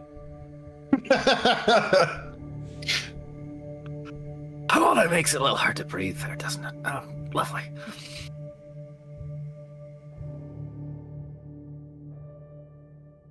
Okay, so That's an immovable rod. Are you just happy to see me? yes, to both. Don't. He'll pull out his sausage. You really don't want to see his sausage. Don't get him excited like that. Ugh. Are there cops on this world, or like? I don't know. Nessa? Do you guys work here? Can I get Chef Cheese? He's like the highest authority figure I know on the train, so I feel like I should go get Chef Cheese.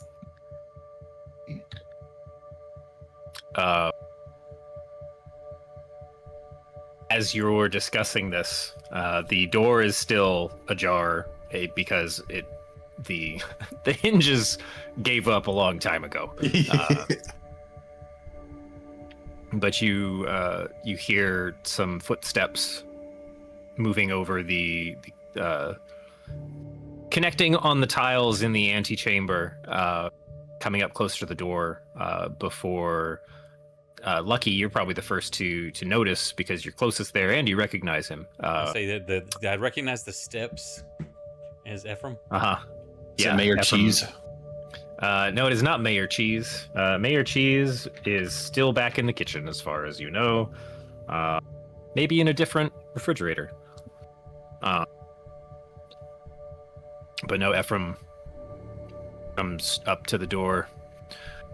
Oh my.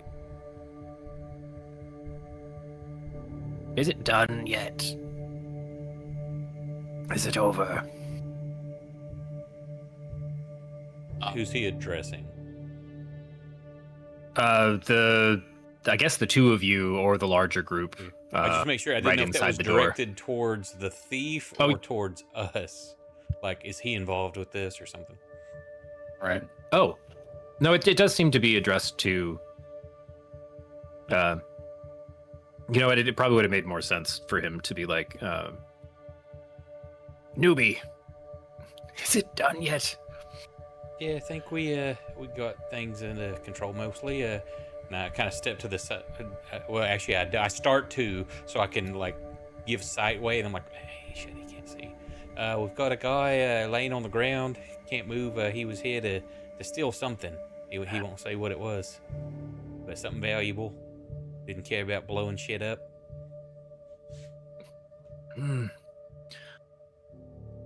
There's a really freaking giant robot thing, like with big cannons on it.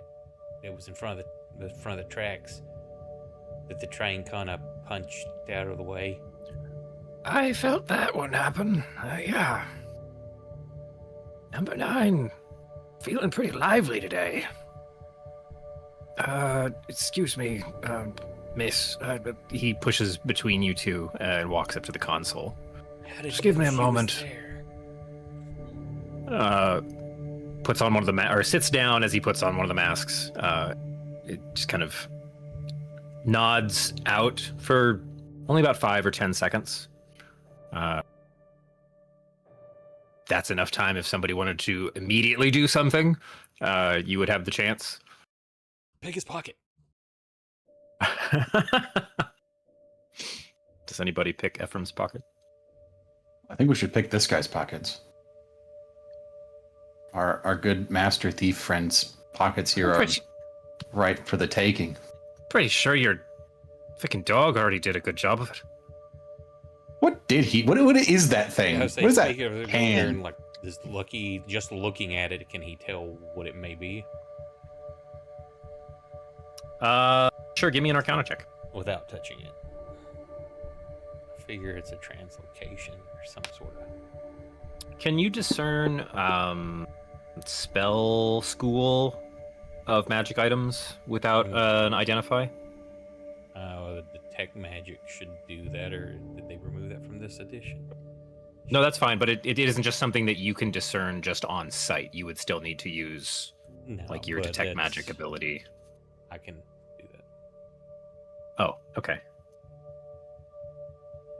Which is not the probably a same good as idea just to identify, look makes sense. around the whole area.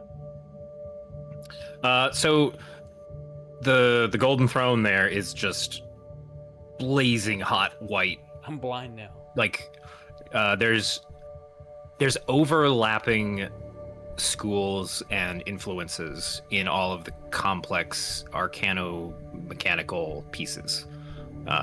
There's a lot going on here to connect up such a complex structure to a as best as you can surmise, some kind of geas that is as part of the enchantment of the table.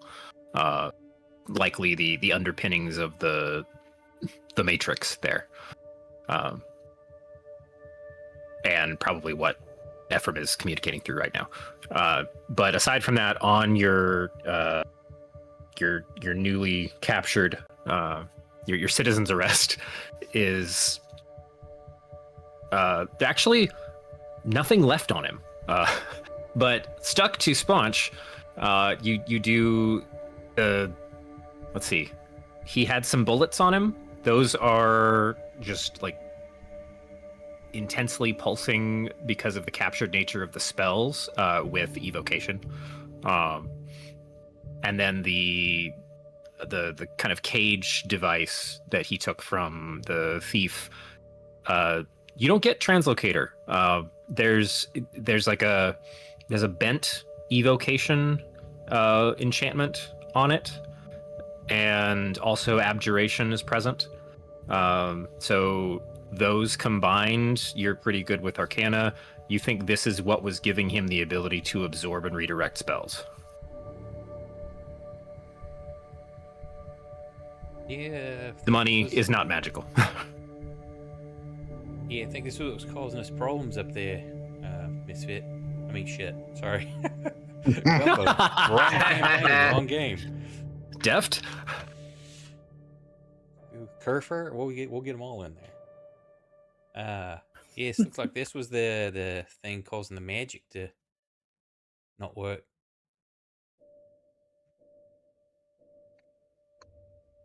I don't know how much that cost either. He steals a lot of things. It's okay to steal from stealers, right? That's what I say all the time. So what were you trying to get? I mean, we could still maybe work something out. He was trying to take number 9. Ephraim stands back up from removing the mask. How could he take the train? No, not the train. He points to this torso here? the torso.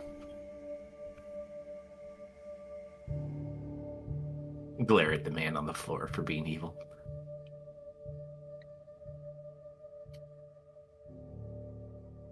What Technically, none of you are supposed to be in this room anyway. Oh, This is the intellectual property of the break line.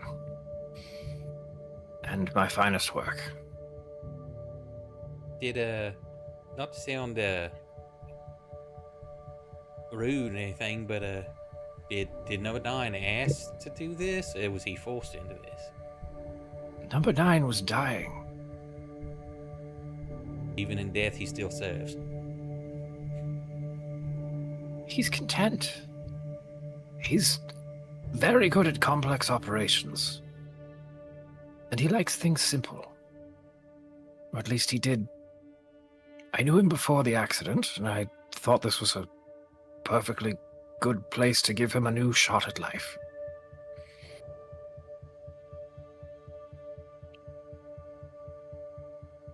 What if we go back there and see if we can salvage some of that big mech and put him in there? I fear that's what our friend here may have been intending. Normally you have to run those with a crew. I imagine... and, I look down at that guy as he says that. I want to look down at his face to get a reaction. Don't have to pay them either anymore. No, I meant about putting it, that was his idea to put it in the mech to see if there's kind of a tail or anything on his face. Ugh. You're pretty, keen for an old man.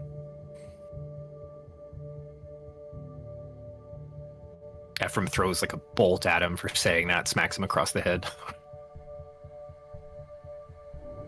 I know I'm old, shut the fuck up.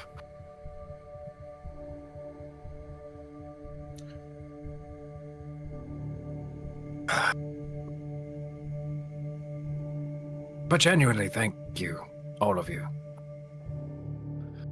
I've never seen such a bold attempt on any of our hardware in 75 years.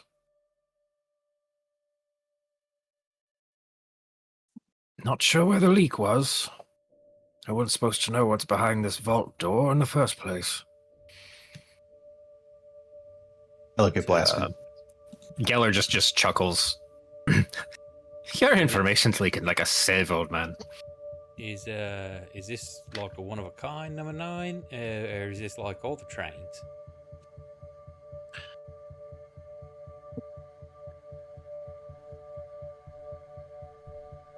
Because if it's all Number of them, 9 it's probably going to be is- hitting others. Did you ever pull the prank with 3 pigs numbered 1, 2, and 4? Yeah, you put them in the market. Mm-hmm.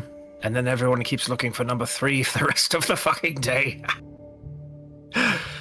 Of course, we're not going to name the proof of concept number 1. I wasn't asking about naming and nomenclature. Just No, he's have y'all unique. done this with others? No, this was a... This was a one-off attempt at advancing integrated technology with a better controller. No one was volunteering, and then our engineer here was on death's door after an accident.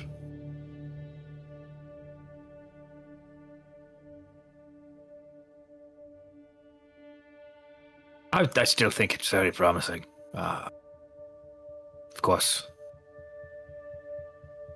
there's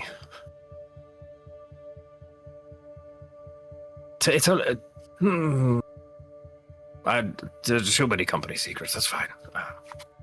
He was doing a very good job. I was hoping that, my predecessor, or not predecessor, my what's the opposite of a predecessor? It's not your heir. Is it? The one who will take over? Yeah. Yeah, that'll be your heir. Predecessor is the one who taught you, who came before you. Right. Your heir I who thought will there was come there was a different term than heir for like taking over a business or something. Anyway, apprentice. incumbent is maybe what I'm thinking of. But Successor? just yes, thank you.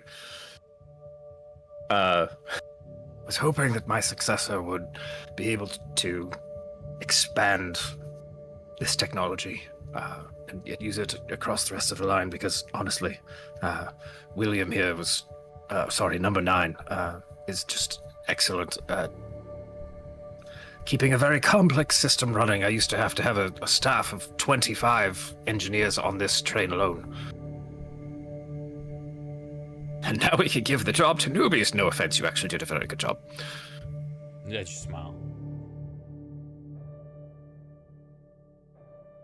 If you ever get tired of whatever the fuck is you're doing, it's definitely a spot for you in our engineering firm. Yeah, maybe if we save 2-3 worlds from destruction, and maybe I can come back to that. Well, I'm not one to tell you what your priorities are. I'll miss Chef Cheese.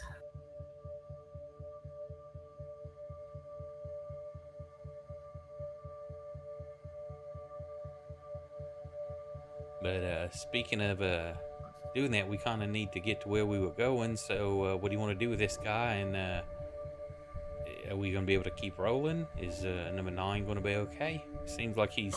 I look around, healing himself?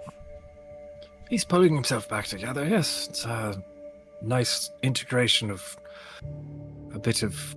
and he actually kind of pats Blaskin's shoulder. Are you back in Blaskin form? Wait, are you still a beetle? No, he's Blaskin.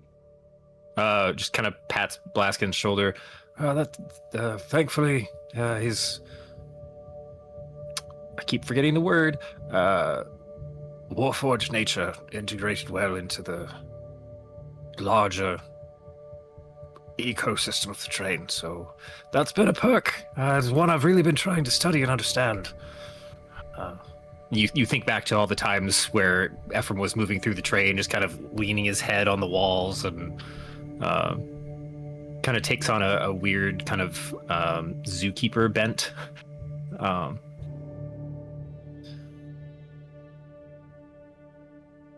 But no, I talked to him for a moment there. I believe he's already, and right about then the engine rocks a little bit and there's the forward momentum starts to pick back up. Oh, good. Yes, well, he'll be able to roll us into Garnet probably 4 or 5 more hours based on when the last mile marker was. We'll keep this one in confinement. There's definitely some jailer cells in Garnet where we can deal with him, send him back to Sean, any number of things. Make him disappear into the wilderness. Sorry. I like the picture when you said we get this one in confinement, that cables just start snaking out from around the area, lashing it down. Yeah, you should look into where your info's leaking. We could always ask him. Always something to do. Yeah, but do we have a way to make him tell the truth? Whoa, no more spells on me. Don't you fucking dare. I bought it through an information broker who bought it through another information broker. There's so many layers there, I don't even want to try to map it out. But every one of them, saves their soul on not actually knowing who the person is they're dealing with. Yeah, the crime onion. It's always another layer, and it makes you cry if you cut it. Where could I acquire such an onion? That sounds amazing. I will make a hearty stew with it. A stew of crime. Crime stew. French crime soup.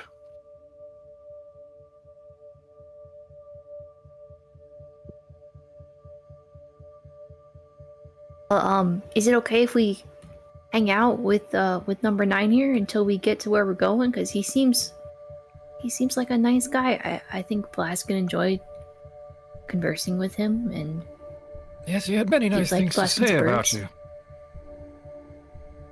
I'm gonna have to improve some of the details about the wildlife now that you've completely ruined the illusion for him, and the regular bird song just won't be enough. Maybe give him the weekends off. Encourage the transformation thing. Maybe he can get smaller and drive himself around, maybe off tracks. I'll be completely honest with you, dear. I did not know he could do that. Yeah, you should. That was really cool. Useful. So you'll talk to him, right? I look at you, Gumbo. I figured Blast can go back in there. I mean, I Well, enjoyed. I mean, do you talk to him often? I think that it's probably kind of lonely if he's always in there by himself.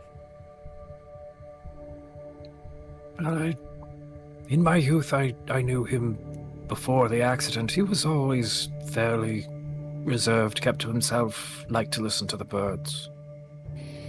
I tried to do my best to set him up with something that matched that personality type and still gave him a bit of a structural metaphor to control the train systems with. But I do check in. The homeowner, Sir Ephraim, comes back up every week or so. We have a chat, we have some tea, it's fine.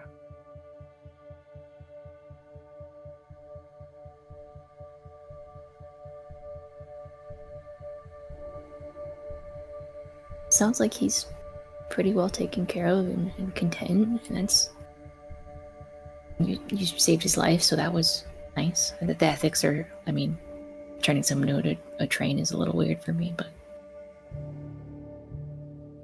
he does his best to give a placating smile that also betrays a bit of kind of sorrowful brow. yeah. Dimension. You know, you make do with what you got, and I think you've set him up as best you could. I kind of bring my staff in my hands as I'm saying that. She might know a thing or two about that.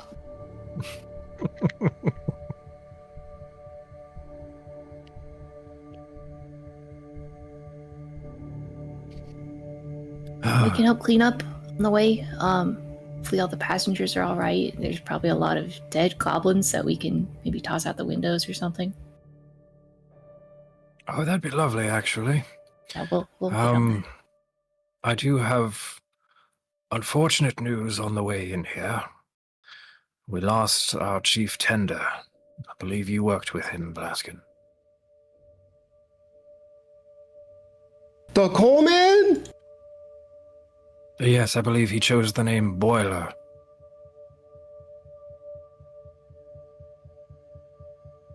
Can I see his body? I want to pay my respects.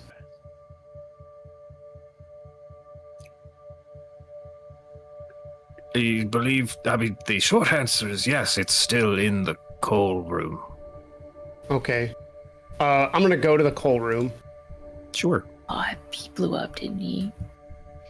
No, it was very briefly mentioned as you guys were moving through, but his body was partially buried in a pile of coal past the last boiler. Not so much was crushed by a pile of coal as was kind of tossed there. I'm gonna walk up to Flint. Do you have any I'm trying to think of a word. And I'm gonna like draw it with dirty coal with whatever's around. I'm gonna try to draw a diamond.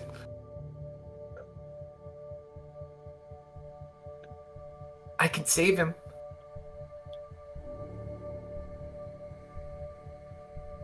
But I need, and I'll point at the diamond.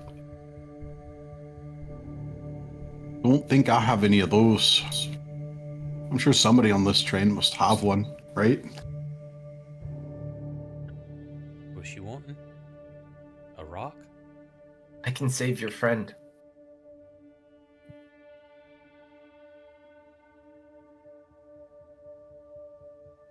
She wants a diamond. I would assume at that point it kind of clicks in my head what she's talking about. Even though it's not what I can do. Hey, Ephraim, is there... Y'all keep any diamonds? Any of the passengers have some? I do my best to stay in the lower decks. I honestly can't stand some of our clientele. I can But- understand that. I'm right Given here, the- dude. You spent so long in that dang sauna. My skin is immaculate. Cut a little grin and like look back at you. Some of them are worse than others. Does the train have a PA system? Does anyone have any diamonds? That's the perfect thing to ask over the PA system after Robert has busted on that train. We're gonna need you to all bring out your diamonds into the halls. We're gonna come down the halls with a bag to collect them. This robbers, honestly. Honest. Promise. Scout's honor. No.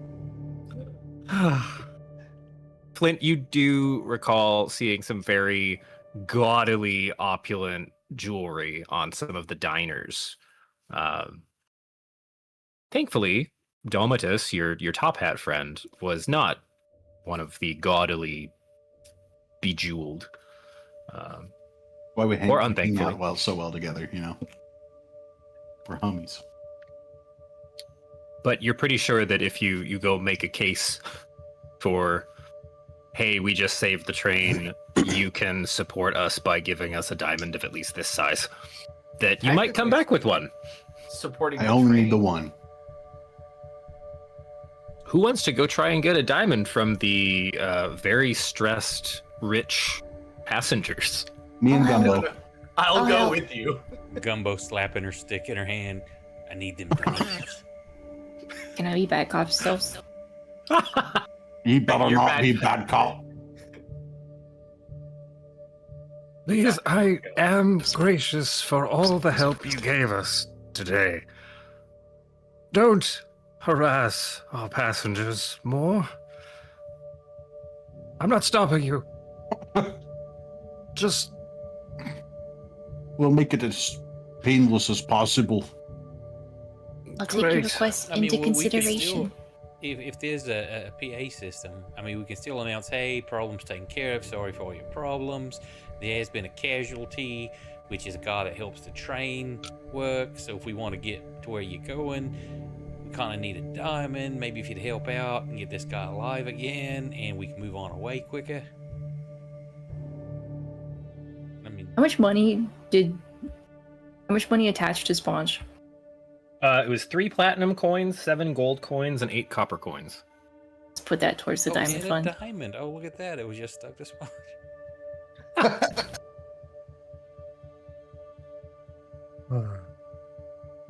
Okay. So are you guys using the PA system to make an announcement? We've got like piles of coal. If we got some way to like compress it really hard. Nessa, do you need 1 diamond? How about a ton of coal? Pleading our case about a casualty over the PA and Yeah, letting you everybody know the day is saved. It sounds pretty okay. My mother used to tell me I have a face for radio and a voice for the silent pictures, so one of you is going to have to make the announcement. Well, Everybody I mean, turns and looks at Flint. I suppose I could. All right. Are you guys putting Flint on the spot? Sounds like it. Flint, roll me a performance. A persuasion? You can roll either. The DC's different.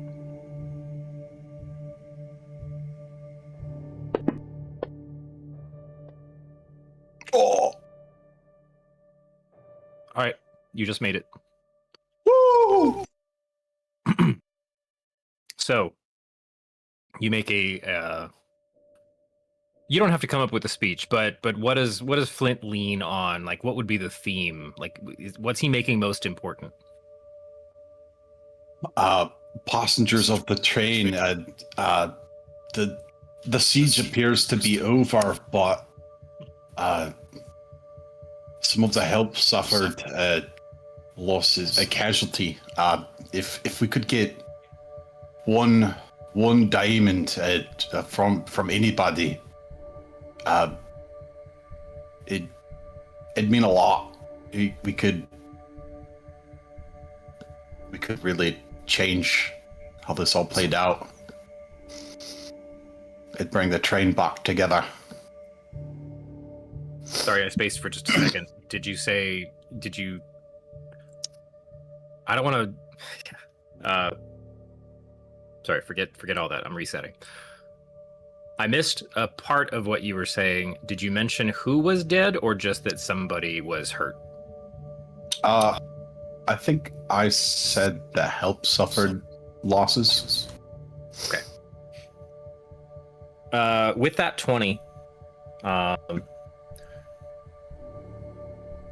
it does not take long for like shouts down the train cars to, go from the passenger area down into the kitchen. Then Cheese passes along. I think we have one. And yeah, in pretty short order, a diamond is provided by a fairly worried-looking middle-aged woman. Aw. To the dead guy. How kind? Yeah, how kind to the dead guy. And you heard something about, please no, not my boiler.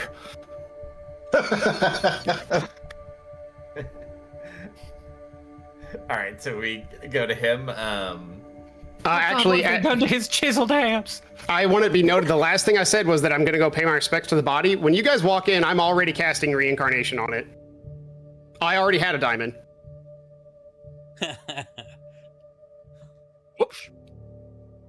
Wait, reincarnate, does that give them a new body? Yeah, Yes. it's the only level 5 resurrection spell. No, it's the only level 5 resurrection spell you have. Well, it's too late. I'm already here. The diamond's consumed. It takes Hold on. So you hear all of us doing That's an hour that, cast and then you Well, no, decide to do. He did say before any of that happened. I literally went first, and no one said anything to me. You didn't say what you're doing. I didn't know what you guys were doing either. We're all in the same room together. I said I left already. My God. He did say, like, once he heard who it was, that he was going to go pay respects. But someone else is bringing up a point. Doesn't it take an hour to cast? Yeah. That's why I said when you walk in, I'm already in there Okay, so casting a spell. you're actively casting it, but it isn't like, well, too late, I already cast the spell. Wouldn't the diamond... Is the diamond consumed on start or finish? Doesn't say. Tend towards... Like, if you're before the halfway point, I wouldn't make you lose the material if something interrupted you.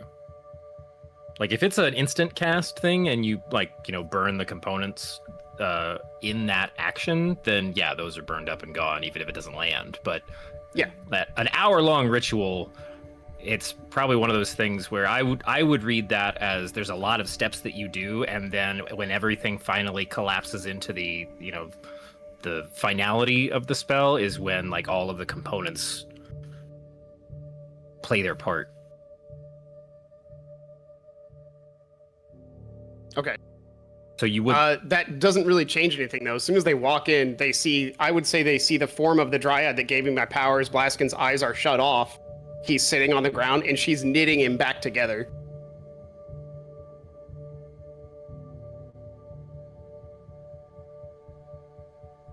Okay.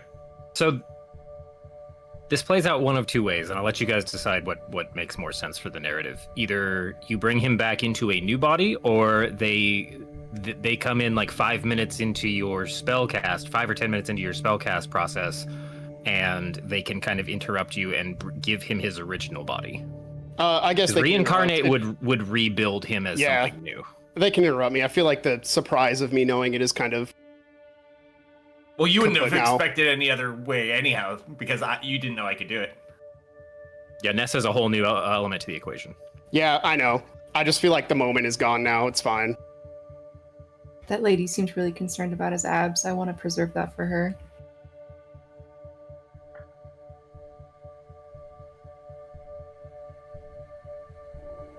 I forgot you had reincarnate in the first place. I just thought you wanted to be able to go. It has been over a year. that I bought the components for it. Damn. And I've just been holding it in my back pocket for an appropriate time, and this felt right, and now it's not.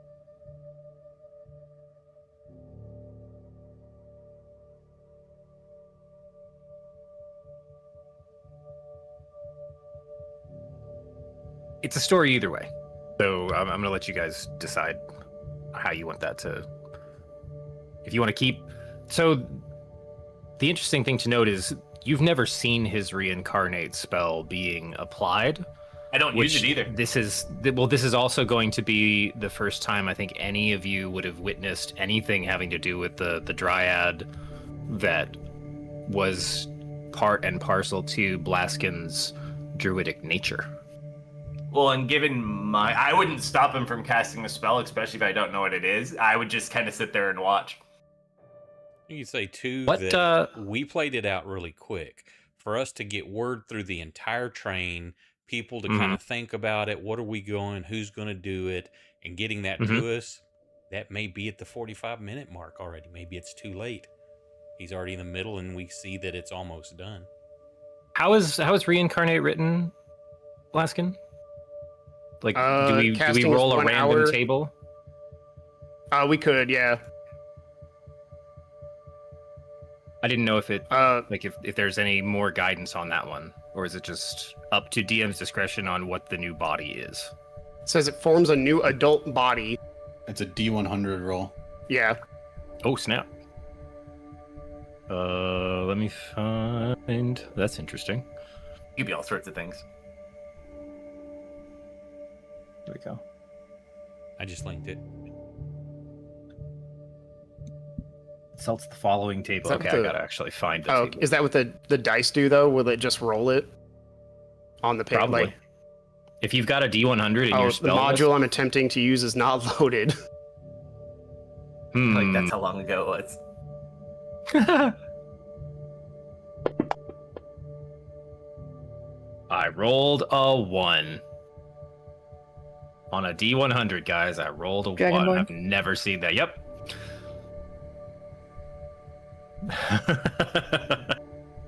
She turned me into a newt. I got better. was hardened by the coals and heat. So Is he still himself? Yeah, It's still his soul. Same soul, new body, because the old body got wrecked. You upgraded him. Blaskin, walk us through what happens in that coal room. Like, in the background, because you're already locked in on like, hey, this was a cool guy, and I got along with him, and I can do something good with the magic that I have. So there's like, there's peanut gallery chaos happening in the background. There's an announcement that you're not really paying attention to over the next 45 minutes or so. But from the point where you leave the room saying you're going to go pay respects, what happens from there? I walk into the coal room. I actually brush as much of the coal off his body and pull him out from it. And I sit him up against a wall. I pull out my reagents, the oils and the diamond. And with the diamond being held in my hands, palm up, fingers interlocked, I'm going to start doing what Blaskin thinks everyone else is doing when they pray. He closes his eyes and starts talking. As far as he's concerned, that's what prayer is. He just starts talking. And he goes on about like, this guy was really cool to me, and I would think he's kind of a friend of mine. And I was told that if I do this right, he won't have to be dead anymore. And he's going to keep his eyes closed for the full hour-long casting time, seeing nothing that's happening in front of him, just talking about his experiences with this guy. As the dryad that he got his powers from, her form appears and she starts to knit him back together. And wherever the needle hits his skin, the scales form. I love it. They're going to borrow the color from the coal dust and the soot hanging in the air. Every time those scales sprout, they start creeping outward from the heel point, and they're these like glossy black scales. As the dryad works unseen to you, there's like she also picks up like an ethereal, like if you pulled the ghost out of something that still has its same form, picks up like ethereal bottles of oil from the reagents that you've placed out for the ritual, and like massages those into other locations. And as her hands move, the scales spread there too. The shoulders grow a bit wider. The body slowly grows into its new, larger stature, with a healthy sheen to it. And where he had like dark black kind of slicked hair in his half-orc body, she runs her hands through the hair, and they kind of coalesce into two tightly curving dragon horns that kind of come back around the back in a similar pattern to how his hair used to grow. So they sit kind of tight to the head. But at the end of the hour mark, she has,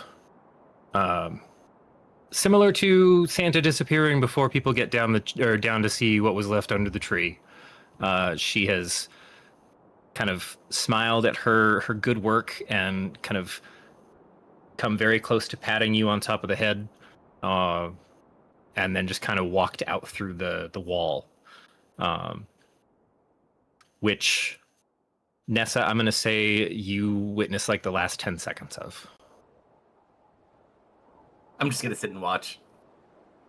But when you finish praying, Blaskin, you open your eyes, and there's a body in the same position that you left Boiler in his previous state.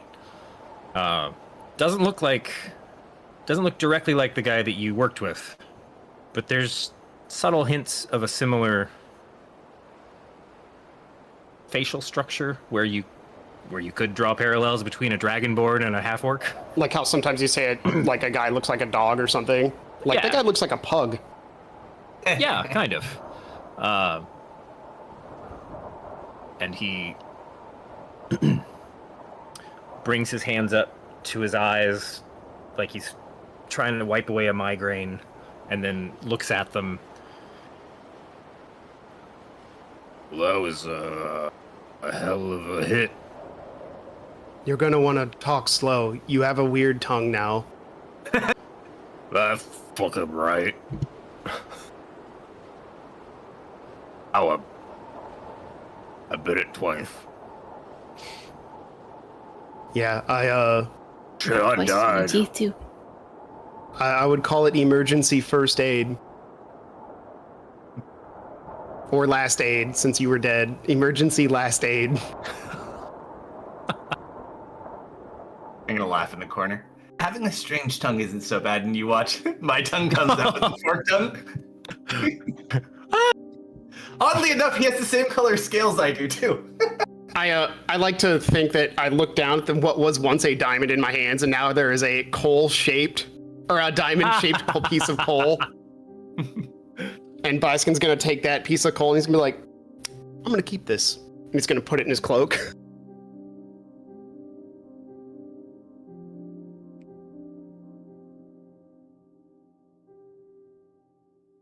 Sure as hell beats the monkey thing.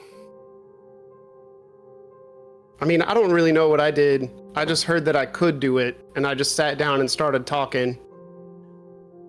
It's weird that it worked, though. I didn't think it would.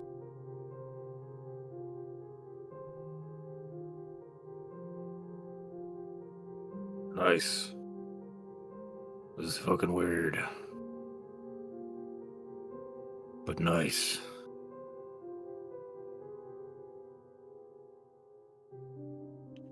You hear kind of a hurried step, and you hear a woman's kind of stressed, heavy breathing coming up to the doorway. Did you do it? Did you say? Where's Boiler? Oh, Loretta? that's him. Give her a diamond back. Are the abs intact? Please. Oh my! They're Oh, my. probably better. She's into it. She's into it. This sure as hell beats roleplay. Yeah, say this is just like Saturday Night Roleplay. Nessa, what's roleplay? And roll credits.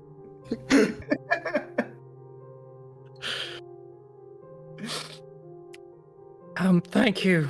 And she's gonna leave and go back up to her. Yeah, we give her Her diamond suite. back. I'm surprised no one noticed how Blaskin went from having like 109 platinum to being broke. I can't see into your wallet. Yeah, well, Yeah. don't pay attention to what anybody's money is. I know you What's can't, money? but I went from having more than everyone in the party to less. I have unique insight into that. The economics across the party is very DM interesting. Can see such. But yeah, it doesn't surprise me that nobody knows what anybody else has. Unless you just tell each other. All right, well, you reincarnated your coworker. And that's never happened before. Now I have to save up another lot of platinum for another diamond. Yeah. At this point, is there anything anyone else wants to do in the last 5-ish hours that are left between here and the final stop on the line? I wanted to go Yeah, back to don't something you mentioned the first night I got here when I was really Sure. tired and fell asleep. You'd mentioned something about Gumbo's necklace looking familiar, Mm-hmm. and I didn't get too much time to go into it. Either that or I rolled really poorly, I forget. But do I remember why, or does like anything stand out about that?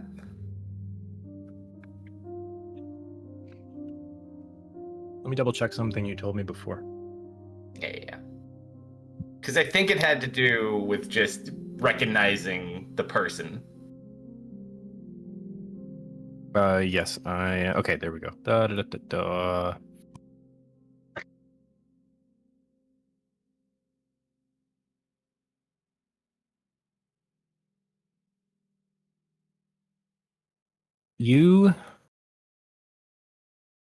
It makes you. Sorry, let me start that sentence again. Yeah. Seeing the necklace and all of the adrenaline falling off from what just happened and surviving that whole debacle, it ignites a neuron tied to an experience in your youth. There was a handful of, can't remember if they were researchers or archaeologists or geologists. They were digging a lot, but you encountered these people. They were very kind. It was a very small man, which stood out to you because most of the adults were so much taller than you. But he was about your height and wore a very, very similar amulet. And he was the same race as Gumbo, I think, right? Yes. Okay. Wait, kind of. Because Kinda Gumbo, similar. you're a deep gnome, right? And he was just a gnome. Yeah, he was a gnome. Okay, but small. Got it. I'll just kind of smile. That's all I needed.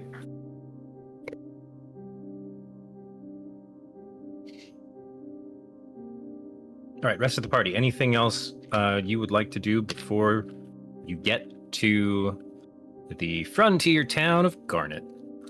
I Did you would buy a love- diamond to reincarnate. What? You had a diamond for reincarnate? Yeah. You don't need diamonds for reincarnate. Sorry, I needed 1,000 for 1,000 gold for stuff. And I think we just Yeah. summarized it as a diamond. It was easier Okay. because I would it's love Rail this Oil's game. Unguent's worth at least 1,000 GP, which the spell consumes, and it was just like it's easier to say that we have a diamond worth 1,000 GP. Well, diamond's very different. Well, I've had one for a year, and it worked. Awesome. I don't know what else to tell you. He's been carrying the most essential oils. They All don't right, call them Flint. essential oils for nothing.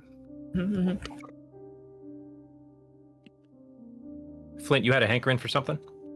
I would love to check on passengers and other people, but I have no spell slots, and I am pretty sure I am empty of lay on hands points.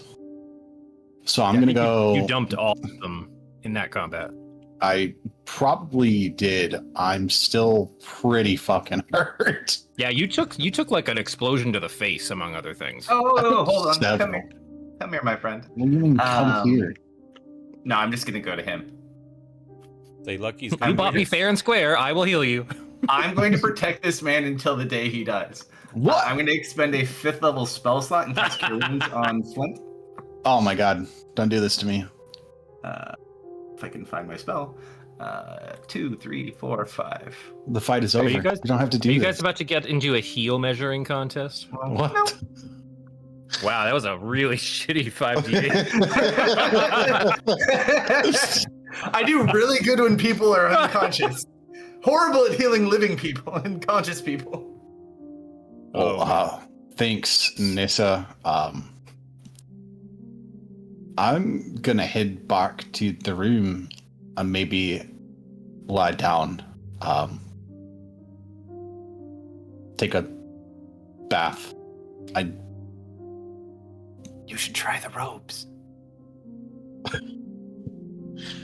I'm gonna check on my monkey friend first. Domitus and his menagerie are you when you get back up to the upstairs, you find them enthralled in, I would say it's like watching paint dry, but it's a little more interesting because the wall that the paint is on is stitching itself back together. Yeah. And he's just kind of passing popcorn around the 6 of them, like taking a bite, handing one to a monkey who hands it to another monkey who hands it to another monkey. Brandon, when I'm done and I've talked with Boiler and we've hugged and everything, I would like to go back to the room with Engine 9 in it. Mhm. So this is Everyone's going to going be to give you a pass. I hope so. I'm going to do something a little weird. I'm going to cast Healing Spirit over his physical body there.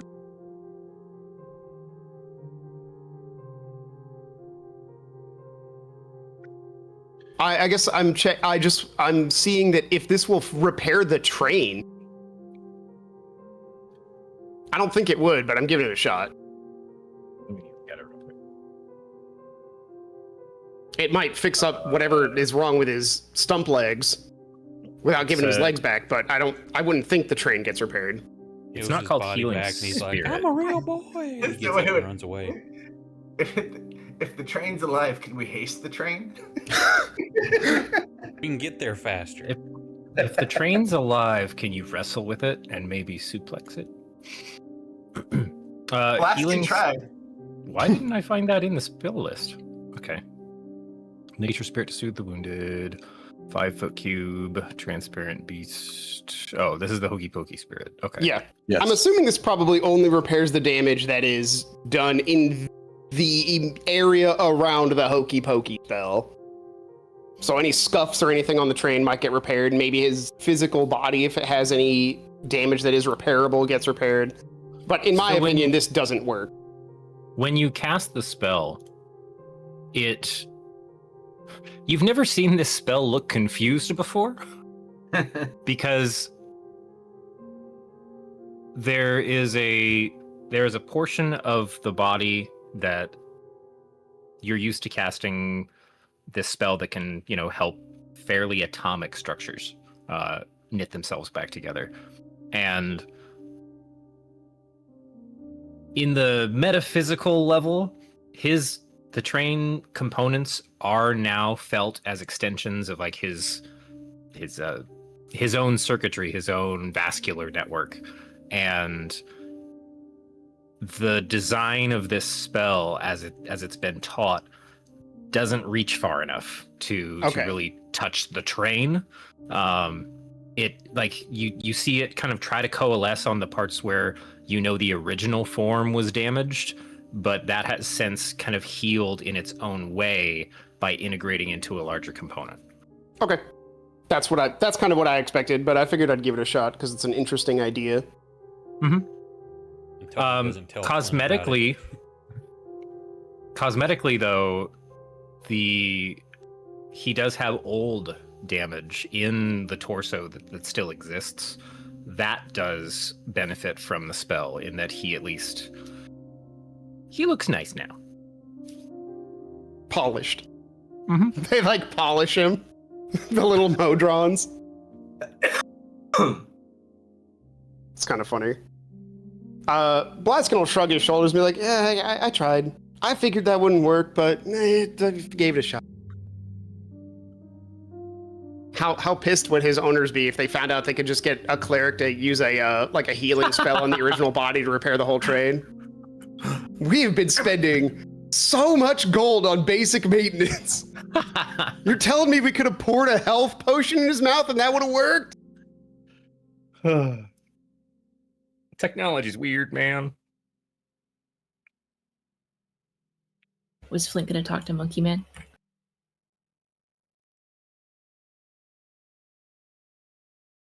Oh, it's fine.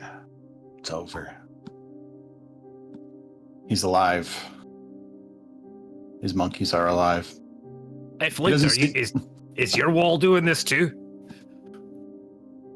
Or the the whole train's doing it.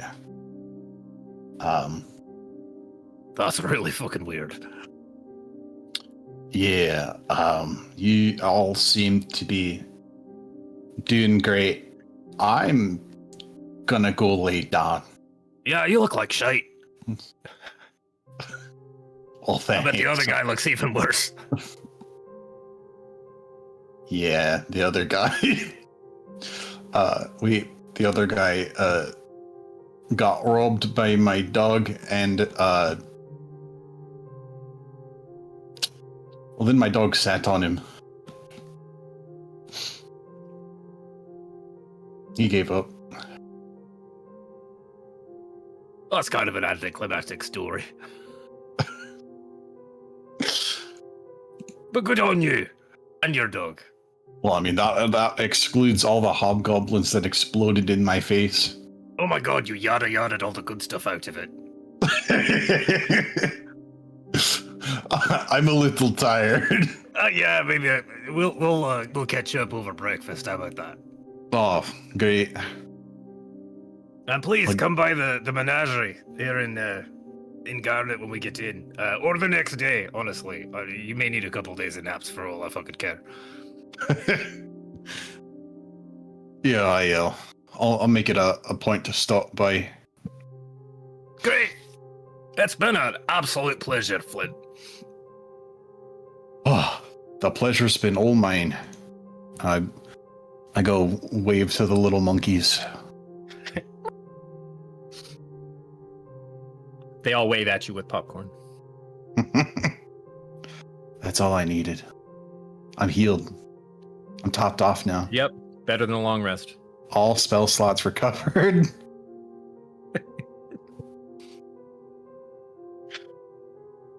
All right. I would like to help Chef Cheese clean up in the meantime while we have time together still. Holy shit, we left a big mess. He is, by the time you make it back to the kitchen, he is cathartically cleaning the mess. Like, doesn't know what to do with himself in this situation, and the simplicity of, well, I have a kitchen to clean, is, you can tell that's his sanctuary. Hey, thank you for the raid, Culprit. Appreciate it, brother. What's up, Internet? 41, Jesus. Welcome, everybody. We're almost done with the railroading. Literally. But yeah, you find him in the kitchen. He is cleaning the kitchen is his escapism. Mon Dieu, Gumbo, have you seen what they did with the place? There's explosions everywhere. Yeah, is it too early to clock in? Can I help out at all? The mobs are over there. Yes, sir. And you know where the towels are. I almost used my best knives to stab a man. And then I hid in the refrigerator. You know, you should really use dull knives. They hurt more. I don't want to hurt anyone. Except people who can't cook in my kitchen. But that's only with words. Ugh. Anyway, thank you. I'm glad you're in one piece still. Me too. He'll regale you with in addition to trying to clean to heal his mind and stress. He'll also his mouth will stay busy regaling you with some early tales of his journey into cooking as a young lad in Sharn. Most excellent. He imparts before you guys finish.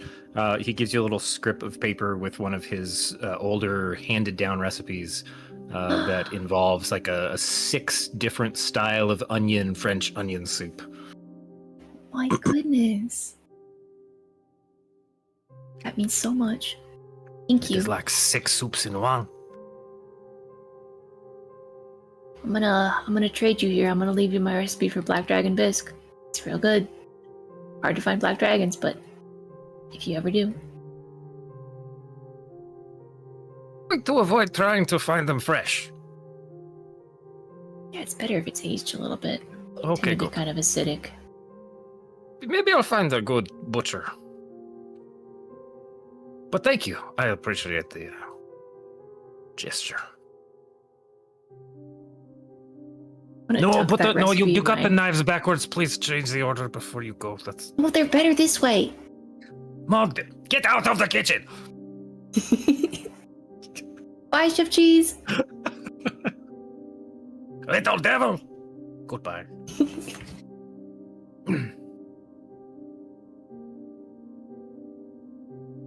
What was the recipe again? What did you say?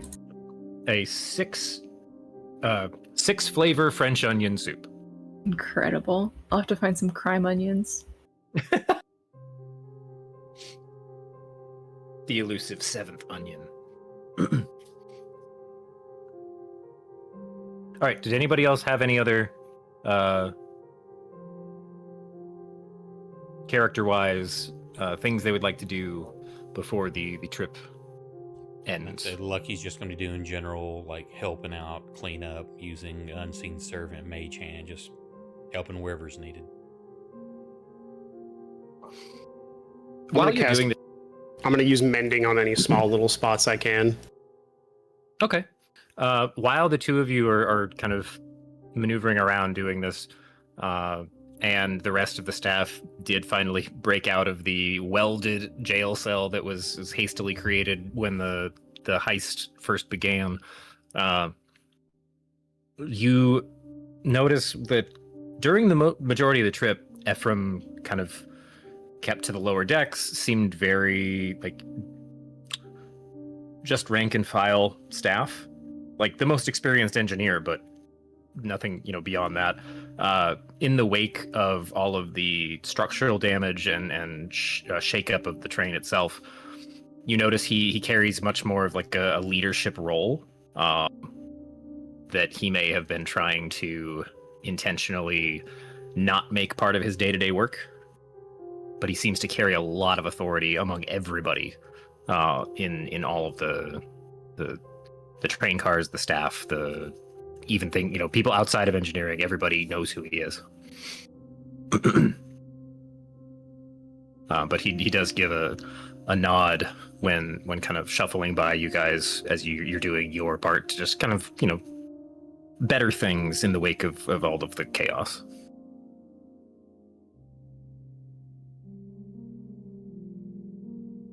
But otherwise, yeah, you guys all will give you a long... I didn't want to do next turn. We'll give you a long rest. Everybody does get a chance to heal up.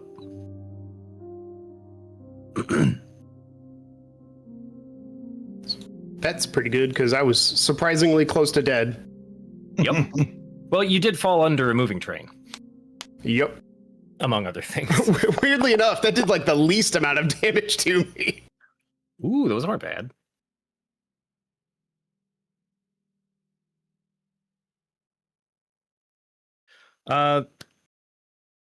You guys make it into the town of Garnet. This bit of civilization pushing the frontier, as they like to pitch it, out in the region of Droam. And before you disembark, the Ephraim comes and finds your group, and will somehow rope Nessa and Flint into this, because I know you are the only ones not sleeping downstairs. But he finds a moment when you're all started like coalescing into one unit, to just... I heard that you all did impressively well in your staff positions, and I'll say you took the cake with your handling of all of the interlopers during the festivities yesterday. So the company, the Grand Line, would like to extend our gratitude monetarily. And has like a staff member come in and hand each of you. These are just a trifle, a token, for everything that you put on the line for the line. So please do your best to spend them here in Garnet, where we are still trying to grow the city and tax money is great. It's infrastructure and whatnot. Anyway, you all get 300 platinum. Wow. Very generous. Thank you for following, Necro. Appreciate it. Woo! So you all can add 300 platinum. You haven't your- gotten paid in so long. 1/3 of the way It's to been another so long. another not diamond. No, 300 platinum. You could buy 3 of them. Oh, you're right. I'm being goofy. I'm All gonna of buy us, all the diamonds. all of us get 300 platinum? Yes. Okay. I mean, this lady pants who spent 3 days in the sauna? You sure? That's right. The one who took like 5 times your total hit points in damage over the course of that. I mean, No one told me. yes. I guess. Nessa, that includes you. Yay! Wow, I can we fix go my cloak. from being in a cage to I've got 3,000 gold. Been an interesting up and down life. This just fits the course. It's wild out there. We'll be back in the gutter tomorrow. Don't worry, everybody. Don't worry. Let's waste all of our money in one day. Let's go gambling.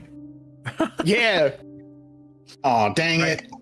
So I want to do one final thing here. Flint, don't leave your wallet on the train.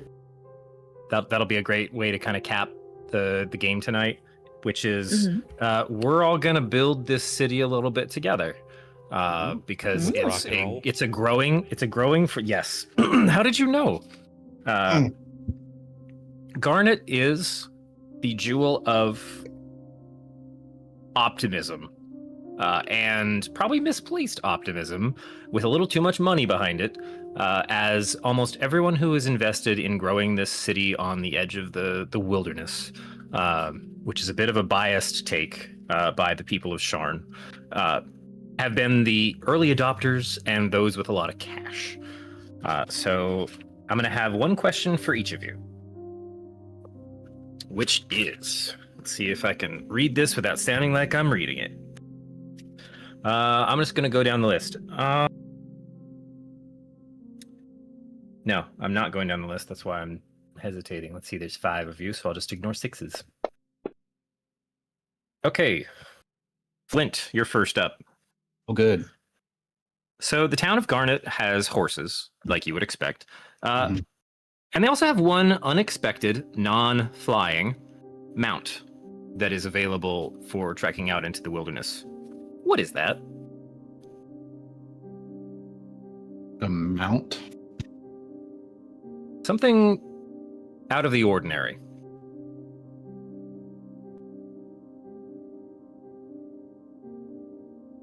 Giant penguin. Yeah, big pink pony. No. Bradley cut out a little bit for me, and I thought he said penguins. No, I did. So did I. Giant penguin. Giant penguins. Oh, Garrett heard it wrong. You goober. Big pig reptile ponies. Not again. Do you want a second? You want me to come back to you? Yeah, I'm trying to think of like, you know, goofy creatures that you might be able to ride, or even, magical creatures. Yeah, come back to me. Giant Sure. One penguin. wild head, Masters. randomized mounts. Okay, Gumbo. Flying. Yes.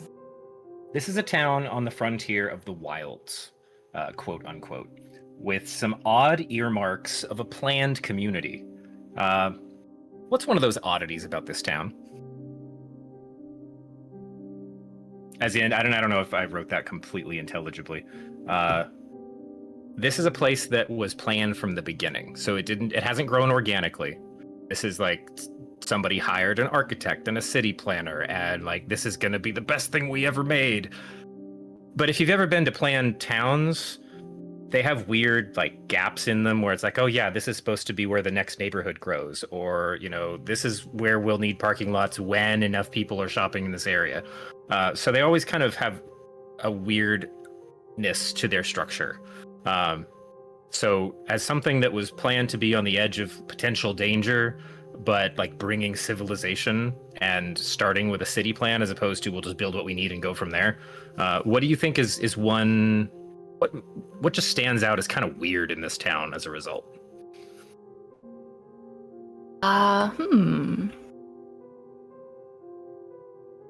I want to say there's an interesting way that maybe trees have been cut down. Like they're maybe planning to build walls around the town, but they want to do it in a fancy way. So maybe there's like a diamond shape just etching in the trees around the town. That's kind of interesting to see. So there's like right now, since they haven't completed the whole, there's a temporary curtain wall for what has been built, but you can follow a path in a kind of fancy geometric Celtic knot through the forests that surround Garnet, where everything has just been like mechanically cleaned out. It's like a 15-foot gap in the trees. They haven't even cleaned the stumps up yet. And kind of circles back on itself in a couple different corners. Yeah, I think that's neat. Okay, cool. Nessa. Yes. The central feature of the town is an ostentatious, impressive tower. But something's just not right about it. What's the weird element? Ooh. Weird thing about the tower.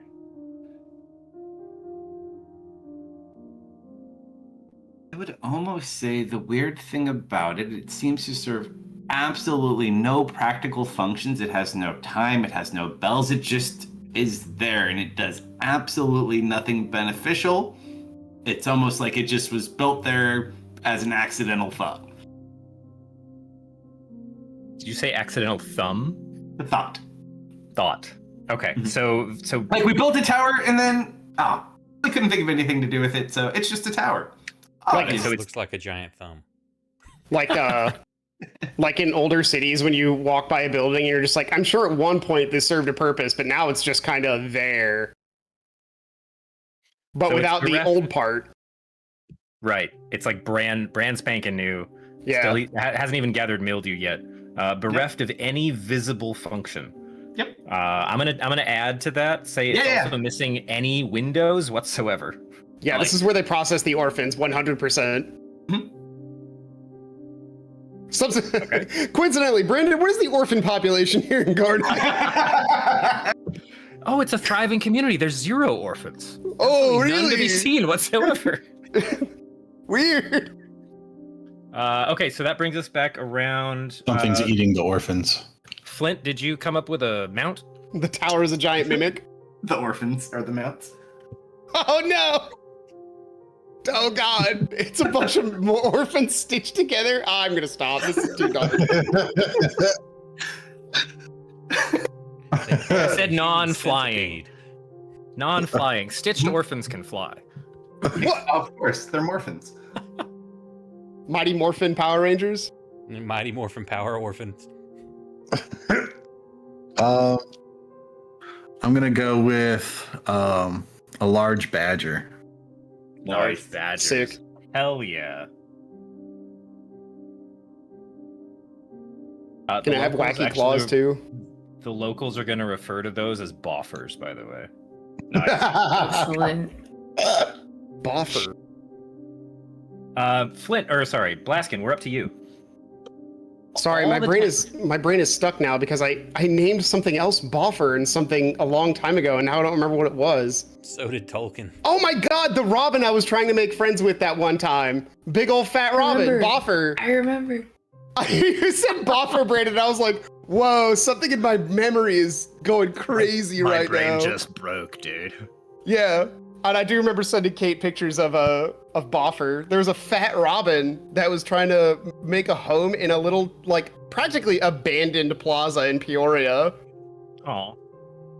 And I was trying to make friends with it by buying, like, raisins and stuff and leaving it there. But one day Boffer just wasn't there anymore. And it was probably because that was a really shitty place to nest down. Anyway, what's my question? Okay. All the town regulars, so people who have been there for any length of time, seem to be wearing an item, an accessory, or something in their wardrobe that's the same across everyone and kind of stands out to you. Everyone has a t-shirt that says, "We welcome orphans." No, they don't actually. Finish your statement. Brandon? That's it. Just what is it? It doesn't It's have to be clothing. culturally appropriate to wear 5 steel rings on your left hand.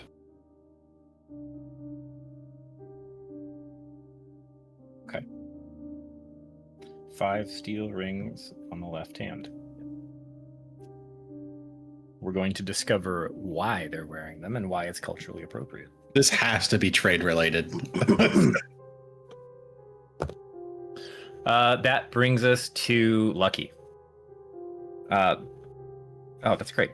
So, Lucky, the warping effect that's, kind of crept across Eberron after the war, subtly spread through the wildlife, particularly in the crops and the plants out here.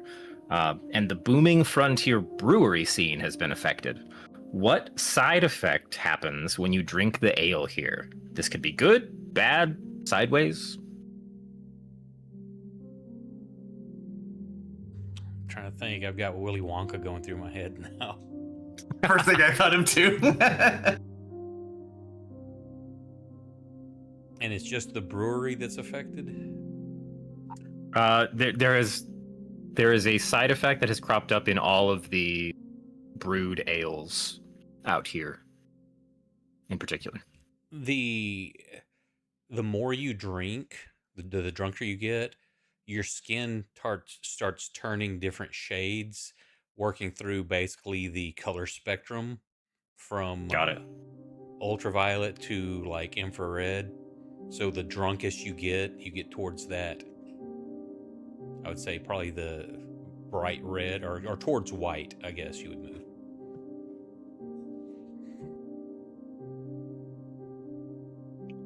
Yeah, man. However far The you the wanna 2 put a.m. the color stumbles. grades. So you can tell The who 2 a.m. alcoholics stumbles are a very interesting rainbow.